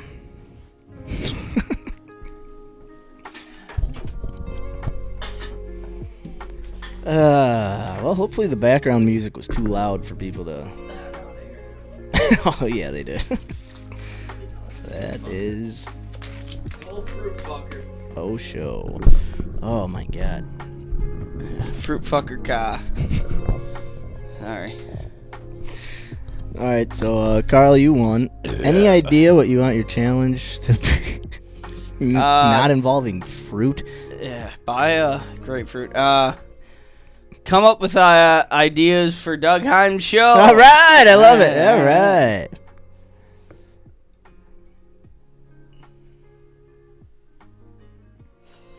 And fuck a couple fruit. Hell yeah. All right. So we're not going to do me versus the dictionary. No. We'll save that for when Shavo's here. You can find me a crazy-ass word to spell. All right. Scarl and darts. And his challenge was to come up with some more ideas for Doug Heim's show. Yeah, maybe even like just tossing it out there. Maybe some like questions for him. Yeah. Ideas, questions, things to bring up on the show. Yeah. Something like that. Just a good interact. Just come a little bit prepared. Yeah, I'm excited. I'm super stoked to get to see what he does because, I mean, his production is Top the way notch. he does shit. Yeah, it's top notch. Still a little old school the way he does it. Yep. Which is awesome. Yep. So, like, I'm stoked to see that, too. And, I mean, he's got so much archives. Like, just the depth of all the shit he has it's impressive. And it's fun for us because it's, like, we grew up in the same place where, like, he has all this history. And a lot of our family surrounds that. So, yeah, I'm stoked. He's a good talk, too. Like, it's not a guy where you're trying to keep the conversation going. He's a guy you can talk to, and it flows back and forth. So anytime we get an opportunity to hop on another show and kind of branch out, fucking stoked for it, dude. Absolutely. Super stoked. Okay. So we come back next week with some Doug Heim ideas. Yeah. I'm still just I kind of put off the welding a little bit this week because I had a bunch of projects, which I can come back talk about next week. Well, you've been doing like woodworking and Bunch of fucking wood, like crazy amount. Because that's also, I feel like, been a part of the challenge for yourself. Yeah. Because that's something you're trying to continue. It's not like you do woodworking for work and then you're done. Like, you enjoy doing it. Yeah, and it's been cool because I've got a little bit of a new spark. Right. We're like, and I think it's, it goes through, like, I was a little, like, having a mental, like, hard time for a little bit. Yep. Just wasn't myself. And then I've hit a pretty good streak where, like, obviously, like, started going to fucking therapy, got on some good meds. Mm-hmm. And now I'm, like, rolling again, and all of a sudden, like, my spark for, like, personal projects has been crazy. Yeah, that's awesome. And doing shit I've never done before, like building tables with inlays and fucking... I've just been super... what do you call it? Dedicated or... like focused. Yeah, and like wanting to do... Like that want and creative aspect came back heavy for me. Hell yeah. Which is fun. So yeah, and I mean the welding thing it's something that's going slow but surely. But I just want to keep building shit. I'm gonna keep building shit. It's fun. I'm building a bunch of frames, table, fucking just kind of push myself a little bit. So yeah, I mean I obviously my end goal not my end goal, but like my first goal with welding is I'd like to be able to make some table legs or something, but for right now it's just fucking around, figuring out how to use it and get comfortable with it, and I'm gonna just stick with that and keep building shit and do it until I don't enjoy it again. So I think that's important to keep, because even if you're like doing woodworking things, it's gonna keep that spark going of like, like once I get this welding thing down, then I can like do it's this. a whole nother aspect to my game. Yeah. So, and I have a fire under my ass right now where that's it's like, awesome. Which it's like 50-50 because it's like I start a project at work. Yeah. And then I can't do work for work because I'm so focused on I get my shit done. Right. That's why I'm able to do what I'm doing. Right. Like, for instance, I made those floating shelves and was kind of doing that instead of my work. Yeah. And my boss walked in on me doing it, and I was like, and he's like, hey, my wife wants some floating shelves. I don't want to build them. How much can I pay you for you to make me a couple of those? Hell yeah. And I was like, I don't know. You're paying me right now, So bud. he gave me $40 in cash. Oh shit. And he's like, whenever you get to it, just make me a couple. Hell yeah. One. And That's then cool. and then also like So like I think he knows to the point where like, yeah, I do this shit, but I'm also not. I'm getting my shit done. Right.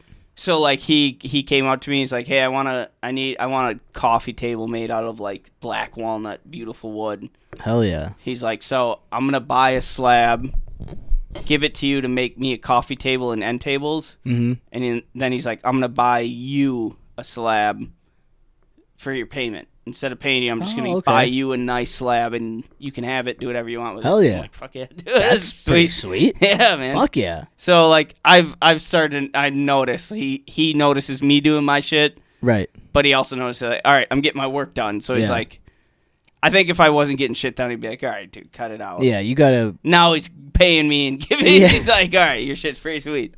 Dude, it is. It's really... Yeah, and you make good shit, man. It's been cool. It's been fun. I got to learn how to put work. I mean, I get my shit done. It's just I put myself in a situation where it's like, all right, I got a day now to just do everything. You have to cram, I cram so hard, but it's like, dude, the way my mind works, it's like I start a project and it's like, I can't stop. Yeah. Can't stop. It's like you have to see it through before you can like move on to something. It's like last night was the best night where it's like, I didn't expect the table legs to come in.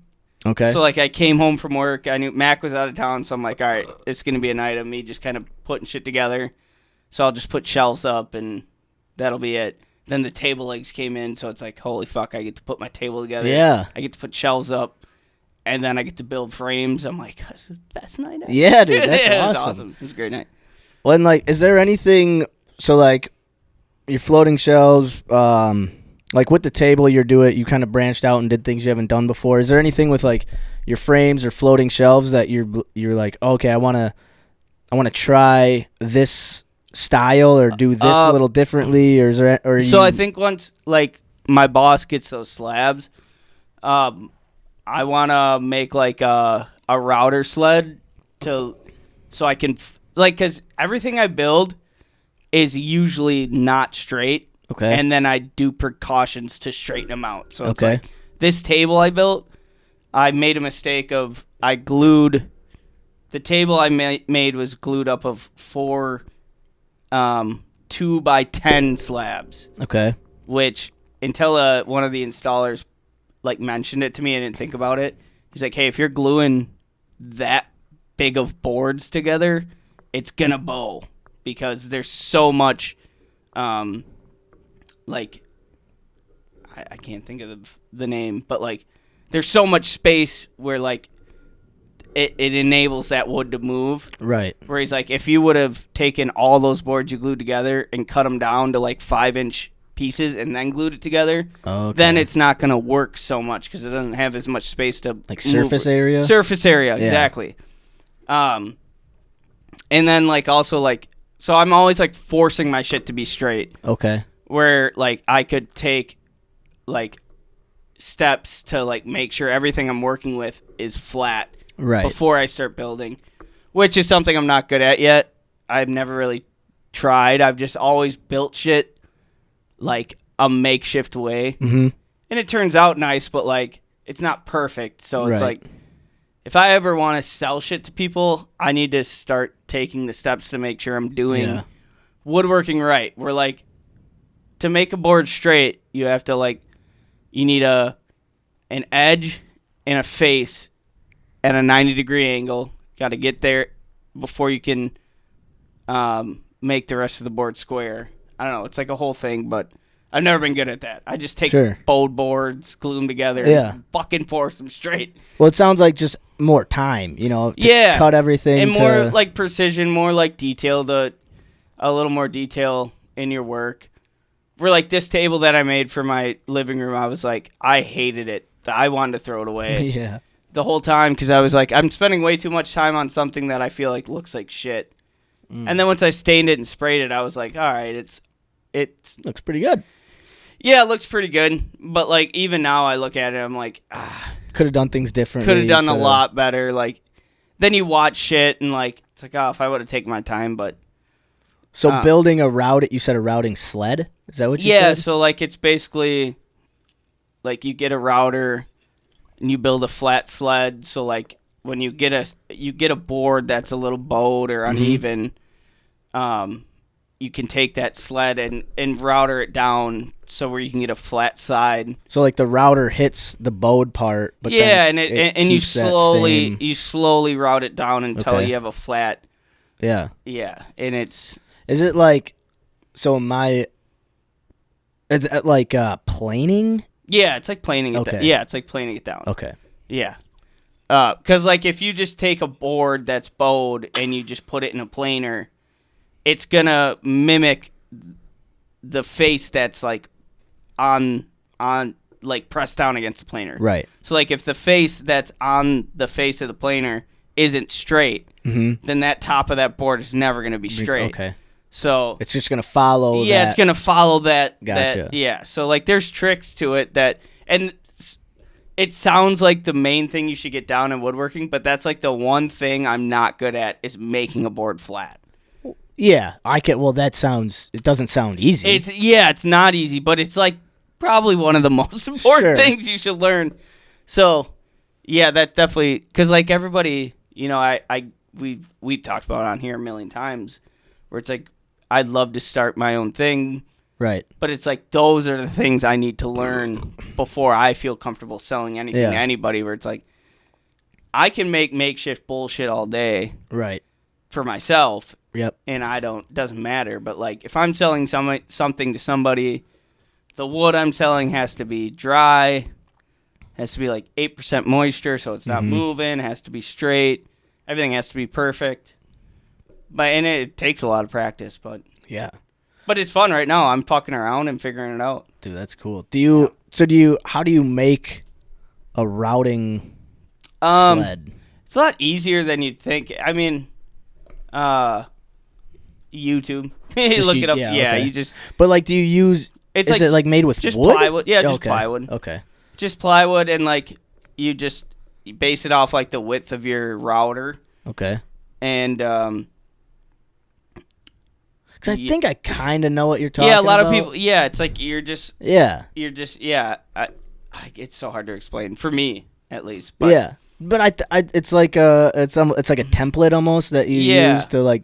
Yeah. Run your router so around. You have your slab, like, clamped down. Yep. And then, you have the little sled that you can just push, move across the board with your planing bit. And it's going to catch those, the higher, the bowed parts. Yep, and then it just slowly but surely. Yeah. Dude, that's awesome. Yeah. I mean, I was going to try that with this slab, but then, because I epoxied it all, which the epoxy disaster we had with this. Yeah. I learned a lot doing this. So, like, I bought epoxy that was just easy one-to-one mixture, so it's like 50-50 of each. Yep. But the big thing was, like, getting your epoxy hot before you use it. So I soaked both bottles of epoxy in not boiling, but hot water. Okay. To activate it. Okay. So I got the epoxy up to like 120 degrees before I even mixed it. Oh. And then I mixed it, and then I set a torch on it and heated it up again. Oh shit. And then mixed it for like 10 minutes. So, sorry, keep going. And then when I poured it, I let it sit for like 2 days, and it was rock hard, dude. And then I also I took my table and I clamped it down. Yep. Like I made like a whole like base for it. Mm-hmm. So like there's no room for the epoxy to escape like we had. Yep. And it was fucking rock solid. Like, hell yeah. It turned out nice. So if you take your 1-to-1 ratios, you put them in, can you take them out and then do that again, or once you get them hot, you have to use it all, and you can't like reheat it again? Yeah, I mean once you mix it, you have like a half an hour to use it. But if so you have So I have my 2 epoxies, the hardener and then like the base of it. Yep. And I have like measuring cups at work. Yep. So you measure it out in 2 different cups. Yep. To where you want it, and then you mix them into 1 cup. Right. And then once you mix it, then it's like you have to use that mix. Right. Okay. Within like a half hour. Gotcha. It gets hot. I do remember that. Yeah. Damn, that's cool, man. Hell yeah. Like see, I think with this, like we were excited. It. Yeah, we just pumped it, stirred it. I wasn't. I still am not really experienced with epoxy, but yeah, I mean it looks so much easier than what it is, like in a video. See, if we would have taken this, I think the big thing is like we just taped the back, and that was it. Like clamping it down, right? Having it sealed tight against something. Yep. I mean, it worked, but like, we fought. We fought against it, dude. Yeah. And so, like, I made bases to set my slab into. Okay. So like I made a plywood base with Tyvek tape so nothing stuck to it. Okay. And caulked all the corners, and then I caulked the whole bottom of my slab. Okay. So like I put a lot of more time into it. Yeah. Like it took me 2 weeks to like epoxy everything. Oh, okay. And then like get all that caulk off of the. Do you have to? Or is it not on the... It comes off pretty easy. Okay. But like the epoxy, I was gonna bring it to a place to have it planed down. Yeah. And then I just did it all by hand. Oh shit. No, I mean you'll see the table. You could see like my sanding divots because I use like a heavy sander. Yeah. So it looks cool though. It looks beaten up, but yeah. I mean, I'm sure it looks great, Yeah. but it's not what you were kind of going for. No, it was not what I was going for. All right. Well, that's cool. I mean, dude, that's awesome. I mean, Yeah. I think because that's kind of what, I mean, a couple weeks ago when you were talking about like you want to start doing your own shit and like learning how to do stuff to be able to, I mean, you're fucking doing it, man. Yeah. Fucking, that's awesome. Yeah, and I'm excited about it. It's fun. So I think I don't know. I'm in a spurt right now where it's like I just want to build. Oh build. yeah. So I'm gonna keep doing it. Fuck yeah, dude. That's awesome. I'm not quite in the same boat. I don't have quite the motivation to do shit right now.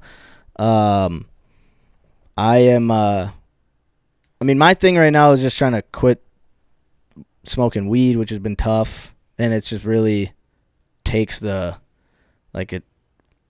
It's been just I have zero motivation to do anything. Yeah. But it's also like I can't.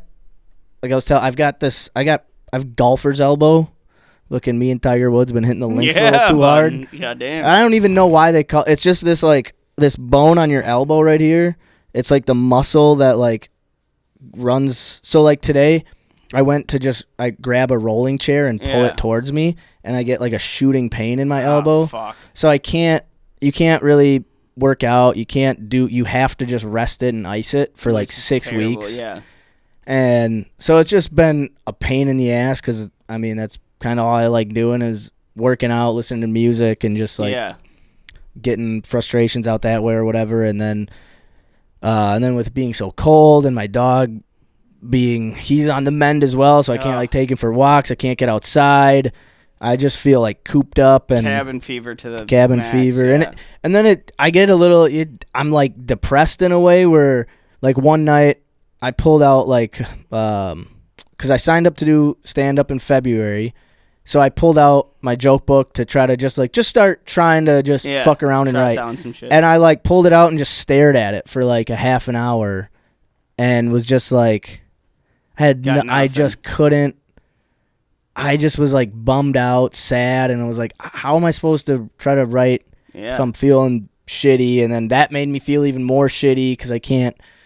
I'm like, I don't have motivation, and it's like, dude, you need to be resting, so this is the perfect time to try to be writing shit or whatever. Maybe like, even if it just ends up as like journaling or like structured jokes around your depression or your you know what I mean? Like, honestly, yeah. Like, that's what you're going through that's what you're living in right now, right. Where it's like, you know. Yeah, no, that's... Because, I deal with, I think, everybody maybe...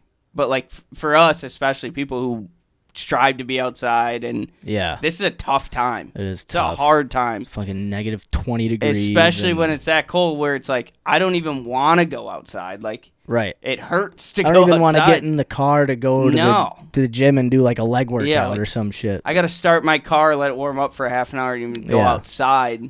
It's tough, dude. It's tough as shit. Yeah. So, and then even, like, I found, like... Because I've been wanting to also like grow mushrooms again. Yeah. And one day, a couple weeks ago, I like found everything I needed to buy. I was like super into it, and then it was right before I left for Philly, so I was like, oh, I can't order this shit now because it's all gonna get here while I'm gone. Yeah. So I was like, all right, I'll wait to order it when I get back. And then I got back, and I was just like, what? Do I need to spend the money? Should I do this? And then that just bums you out because it's like, just do it. But I'm like. The apprehension to just do anything is a fucking bummer. But so I gotta find that motivation. But like people I've talked to have been like, well, it hasn't even been a full week since I've like stopped smoking. Yeah, it's gonna take a while, man. So I'm trying to just like give myself like time to work through it, like, cause for me the like weed is a very emotional, like, it's not a physical thing. Like I don't like have the shakes or withdrawals from smoking, right? Like I feel fine, I feel good. I'm just like not sad, but what, like, that, like, if you need to feel a little happy, you smoke a little bit, and then you're like, okay, I feel good. Like, let me... Or just to escape from shit, too. Like, it's so cold, and I'm bummed. I don't want to do anything. Well, let me smoke a little bit, and then it'll, like, kind of spark that creativity. I'll try to write. But, so that's been taking a toll on me a little, just emotionally, and it really is, like, an emotional, like, thing to try to get... Because, dude, I've smoked for, like, past 6-7 years. I've been smoking, like, pretty much every day. So to try to, like, figure out that, like, where is my dopamine hit going to come from? And, like, where am I going to get that little bit of happiness from? Yeah. Not even but just, like, a little bit of an escape. Like, when you're working on like, you have the escape from, the escape, and you're just focused on your project, and you're, like, and then you finish it, and it's, like, that gives you that like, all right, rush. what am I doing next? I need to do something now, like. So I need to try to get into that mindset of like it might not give me that rush in the moment, but like once I get going, I'll find it or I'll hit it, and I need to get into that. So I think especially too if it's something obviously like you're dedicated to this for bigger reasons. I think like after a couple weeks, maybe like after a good amount of time, then I feel like you'll adjust to it. But I mean, I've been in the same shoes too, where I smoked forever, and then you stop, and it's like, fuck. What do I do? Like, I mean, it's just something to do too. Like, if you're just like, especially in the winter, you're bored, you're kind of sitting around, and you're maybe anxious, not doing anything. You smoke, and then it's like, all right, let's fucking doodle, or let's, you know, it kind of just gives you that. I think we get such a bad rap it sometimes for like, oh, you know, makes you lazy. It's like, nah, sometimes I just smoke to just kind of gets me, like, sometimes I'll smoke and just be like, all right, like, I feel like I have to do some shit right now. You know what I mean? And then, like, just living sober is like, it's an adjustment. Because it got to a point where it wasn't even like, it was like, you know, it was like, all right, I made it to 10 a.m. Like, I can smoke, like, I'm going to smoke now. And then that was like the whole day of like, just like waiting to smoke. It's like, all right, it's lunch. Like, I'll smoke. Like, now I'll smoke. And then it's like, all right, I'm done with work. I'll smoke. And then it's like, all right, I'm about to work out. I'll smoke. Oh, I'm about to go to bed. I'll smoke. About to take the dog for a walk. You know, it was just constantly there. And like, it made everything a little bit more fun, you know? Like, it's like, all right, I got a bunch of shit around the house I got to get done. Well, all right, let me smoke first and then I'll do this. Yeah. But now it's like, fuck, all right, I got to do laundry. I guess I'll have a beer. That's all. Yeah, and that I haven't, like, I haven't been drinking heavy, but but like last night I had 2-3 beers, and that was like the replacement in a way. Yeah. But even that, I'm like, this isn't that much better. Like, no, it's not better. It's, you know, especially if I'm like, you know, if in like 2 weeks it's like 4 or 5 beers, and then, you know, like, so I'm still trying to figure out that, like, how do I get me a pregnancy? You again. No, even when we have I know what you're saying. But, I know what you're saying. Yeah, and I get what you're saying too. It's like, let me get to that point, and then because even that, it's like, I don't want to just do this because it's like, all right, give me 2 months and then I'll start. It's like, I want to be able to just quit it, and then if the situation arises, I'll smoke a little bit or have a better relationship with like my own mental self. Yep. And then how I fucking interact with the world. Is just, I gotta get, instead of having this thing to fall back on where it's like, oh, I'm not too excited about this or motivated to do this. All right, I'll just do this. It'll make me. Right. It's like, and then that's the hardest thing is like, and it's kind of sad to say where it's like living life sober is a little frightening because it's like, I mean, it's like, where does my excitement come from? Right. You know what I mean? Like, it's like, all right, it's Sunday and I don't have anything to do really. I could, it's fucking negative 10 degrees out. I really can't do much. Yeah. But and the smoking thing too. It's like I could smoke all day and I'll be fine tomorrow. Right. It's like, crack a beer at noon, and then I'm gonna feel like shit the next day. Where it's like, smoking feels so innocent. It does. And in a sense, it is until it's not. It got to the point where I was at, where it was and I mean, I've been at that point too. Yeah. The only reason I didn't is I got anxiety, but now you get on fucking anxiety meds, and it's like, oh, holy shit, I can smoke. Yeah, but I think it's different for everybody. Like some people need to smoke all day and they're fine, and it doesn't affect them. It's like my coworkers, and, they smoke nonstop. It's just because I would also like as soon it got to a point where as soon as the first thought I had after I'd smoke was I need to stop smoking. Oh yeah, that's when I was like, fuck, all right, but I'm already stoned, so like I'm not stopping today. Might as well that's the worst. Yeah, I mean I've had that with drinking too, where it's like you'll have a couple beers and you're like, what's the point? Yeah. Why did I crack that one? But yeah, so that's been my struggle with my challenges so far. But I think I am. It also once I find out if I'm also bad at I procrastinate. Like even before I smoked, I've always been kind of a procrastinator until like push came to shove. So like if I don't know if I'm gonna be even doing comedy, it's like, well, then why start writing? If you might not even be doing it, what's the point? But that's not a good, like, you should do it because, like, I should do it because it's like an outlet. It's something to give me that.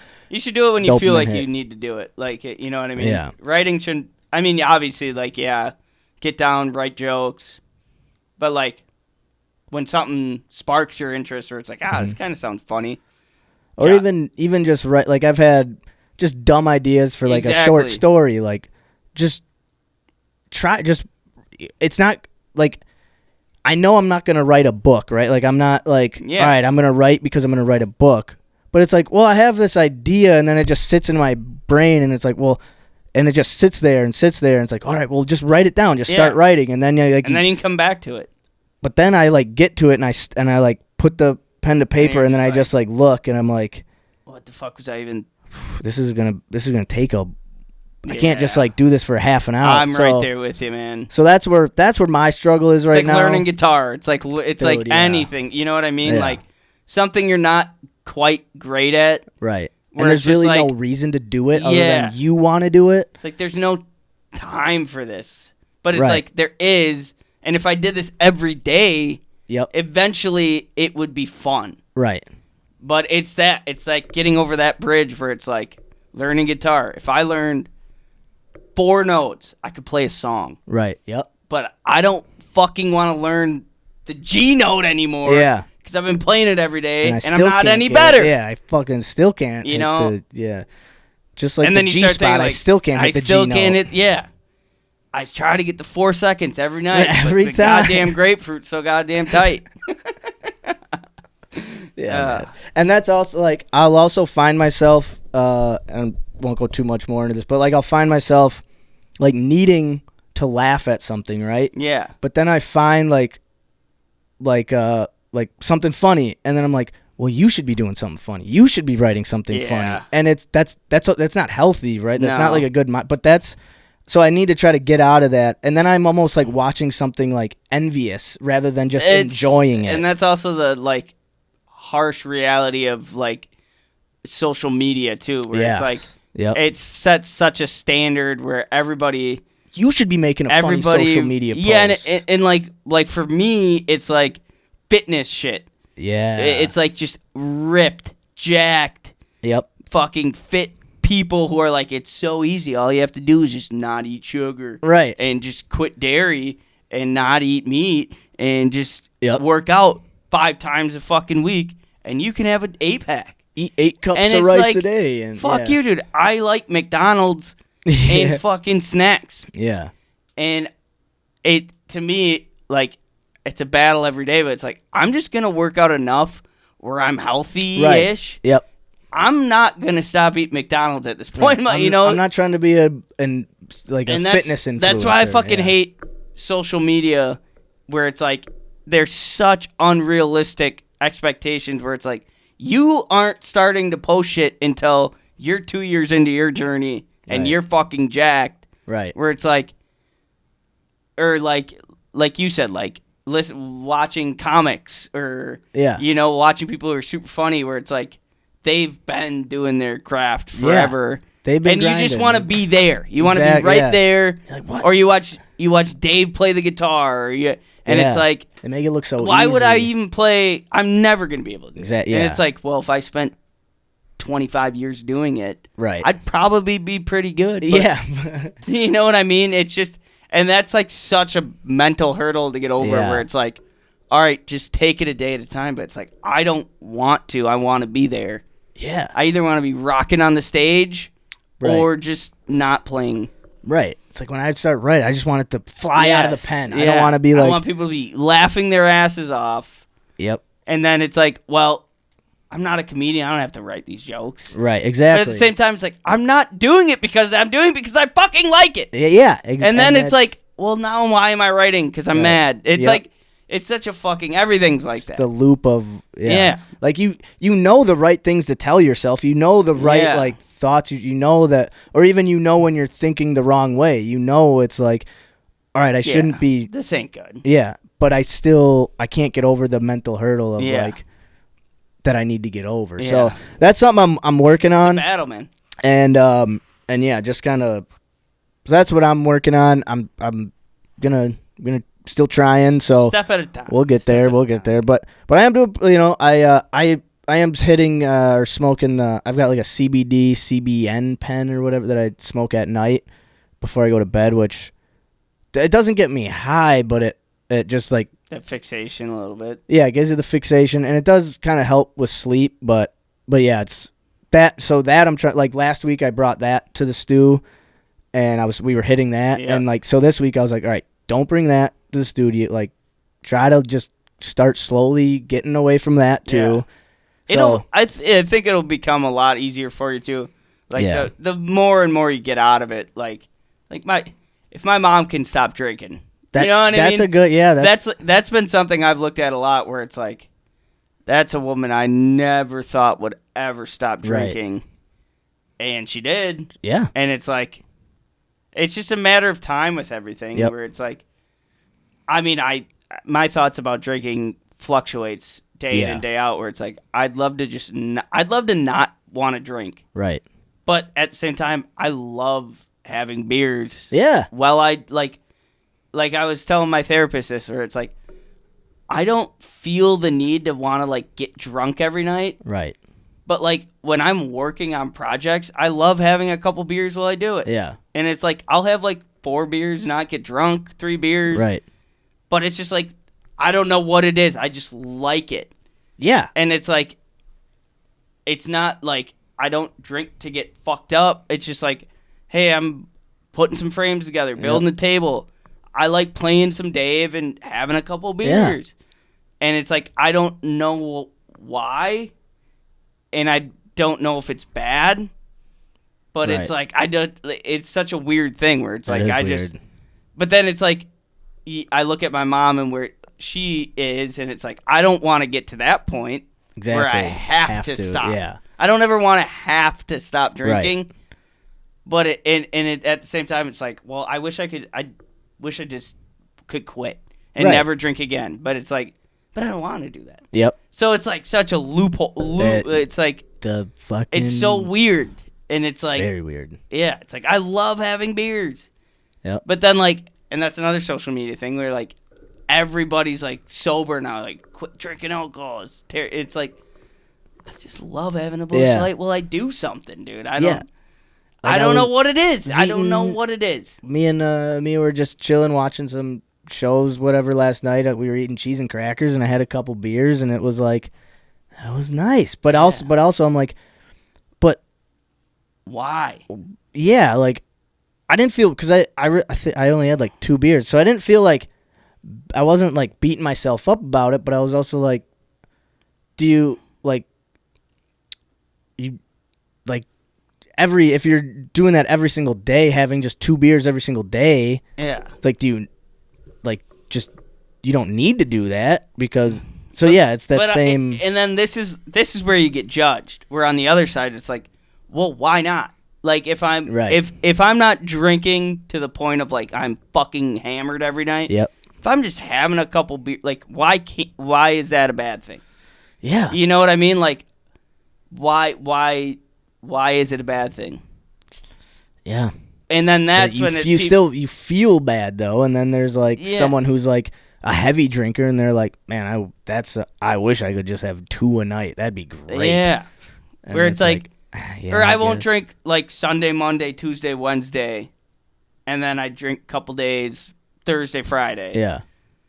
And it's just like it's such a loop, up and down of like, okay, I shouldn't drink, but at the same time, it's like, well, why? Why does it matter if I have a couple beers? Like the substance loophole of just like, like, even though it's not. I like to feel a little buzz. You know, I like to have a couple beers. I like to work on shit. I don't have to overdo it. Right. But if you do that couple nights a week, it's like, what are you doing with your life? It's like, oh, I'm not fucking getting hammered. Yeah. You know, it's like, it's just such a, especially right now in this day of age. Like this in the 90s. Oh, yeah. Wouldn't have been a question, but like now everybody's so woke. And I'm not saying this as a bad thing. Right. I think it's awesome like that sobriety is a popular trend now. Wokeness is over now. Wokeness is done. Yeah, Mexicans are gone. They fucking wrote that shit out. It was an executive order. Yeah, wokeness is done. Drink up. Drink. All right. Blacking out. Fucking every night. Mm-hmm. But yeah, no, it's so that Such confusing. The loopholes of because you tell yourself you're okay, and then you wake up the next morning, and you don't even. I wasn't even hungover anything this morning, but it was just like. And then it's like, man, I shouldn't have drank all night, and then I'm smacking a fucking nicotine pen. It's like, come on. But and that too is like, I would like last night. We went out. We saw my grandma. We hung out with her. We did grocery shopping. I got home and I was like, oh, I can't wait to just have a beer and relax. Yeah, it's like a. And it's just like a way to wind down in a way, but then it's like, couldn't you just have water and relax, or couldn't you just have like? No, and I know that's what I'm saying too. Just, I was like, and I mean, I think a lot of it has to do with how we grew up. Yeah, yep. But at the same time, it's like, I don't know. Yeah, after a long fucking day of work, I don't want to come home and have an ice cold glass of water. Right. I want to have an ice cold Busch Light. Exactly. I'll have an ice cold glass of water even in the if it's morning. 2. If I just have 2 beers or 1, like I like having a beer. Yeah. And I like the taste. It's refreshing, and it does something to me where it's just like, all right, this is. And then you got guys like Bert Kreischer who are like, I'll never stop drinking. Yeah, it's like, there's nothing better than having a beer. And then I just there's nothing better than having a beer at the end of the day. Yeah. And a glass of wine, a cocktail. Somebody comes to your house with a bottle of wine. Like, oh, we shouldn't drink, but we're gonna drink. Fuck, dude. You're like, fuck, well, if he can do it, look at that fat fuck. Look at that fat fuck. Oh, yeah, he has millions of dollars. Right, like, fuck. Yeah. But yeah, so. I rent the duplex. I built a table for it. All right, let's get out of here. Yeah, we got to get out of here. Get out of here. But yeah, so. We've been doing some good little mental health. Yeah, it all ties into our challenges, and just this time of the year is a big, around here in Wisconsin, I think. Tough time. It's just, I think it takes a toll on a lot of people, and we don't even realize it until, like, we're out of it, and then it's like, oh, it's the summer. Well, I'll just. Can't wait for the summer. Spring, and then, well, you just keep those patterns going, and then, yeah. So yeah, that's where we're at. I'm going to keep trying to write some jokes. I'm going to keep looking into the mushroom shit. Once I buy shit, I'll come into the stew and let you know and keep you updated there, and keep you updated on how the no THC free me is going. Yeah. So yeah. All right, that was episode 175. Hell yeah! Thanks for tuning in. Thank you for hanging out, everybody. We appreciate go get some it. Sleep. We're gonna go smoke a bunch of weed. Hell yeah, dog. All right, man. Oh, yeah, I got to play this song. I almost just stopped. Peace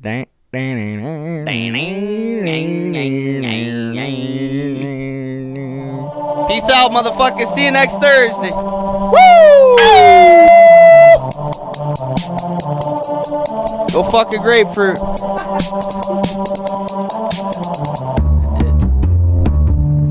Carl, what up? Carl, what up? Max, what up? Max, what up?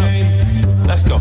Thank you for tuning in. I know your time is valuable. There's thousands of other podcasts that you could have settled for, but now you're just vibing with two goofy dudes from Wisconsin who like to discuss their problems and figure out ways to solve them. Challenge their listeners to get up out of their comfort zone. Try some shit they ain't done before. This is Hold Us Accountable. Yeah, this is Hold Us Accountable. This is Hold Us Accountable. This is Hold Us Accountable. Hold us accountable.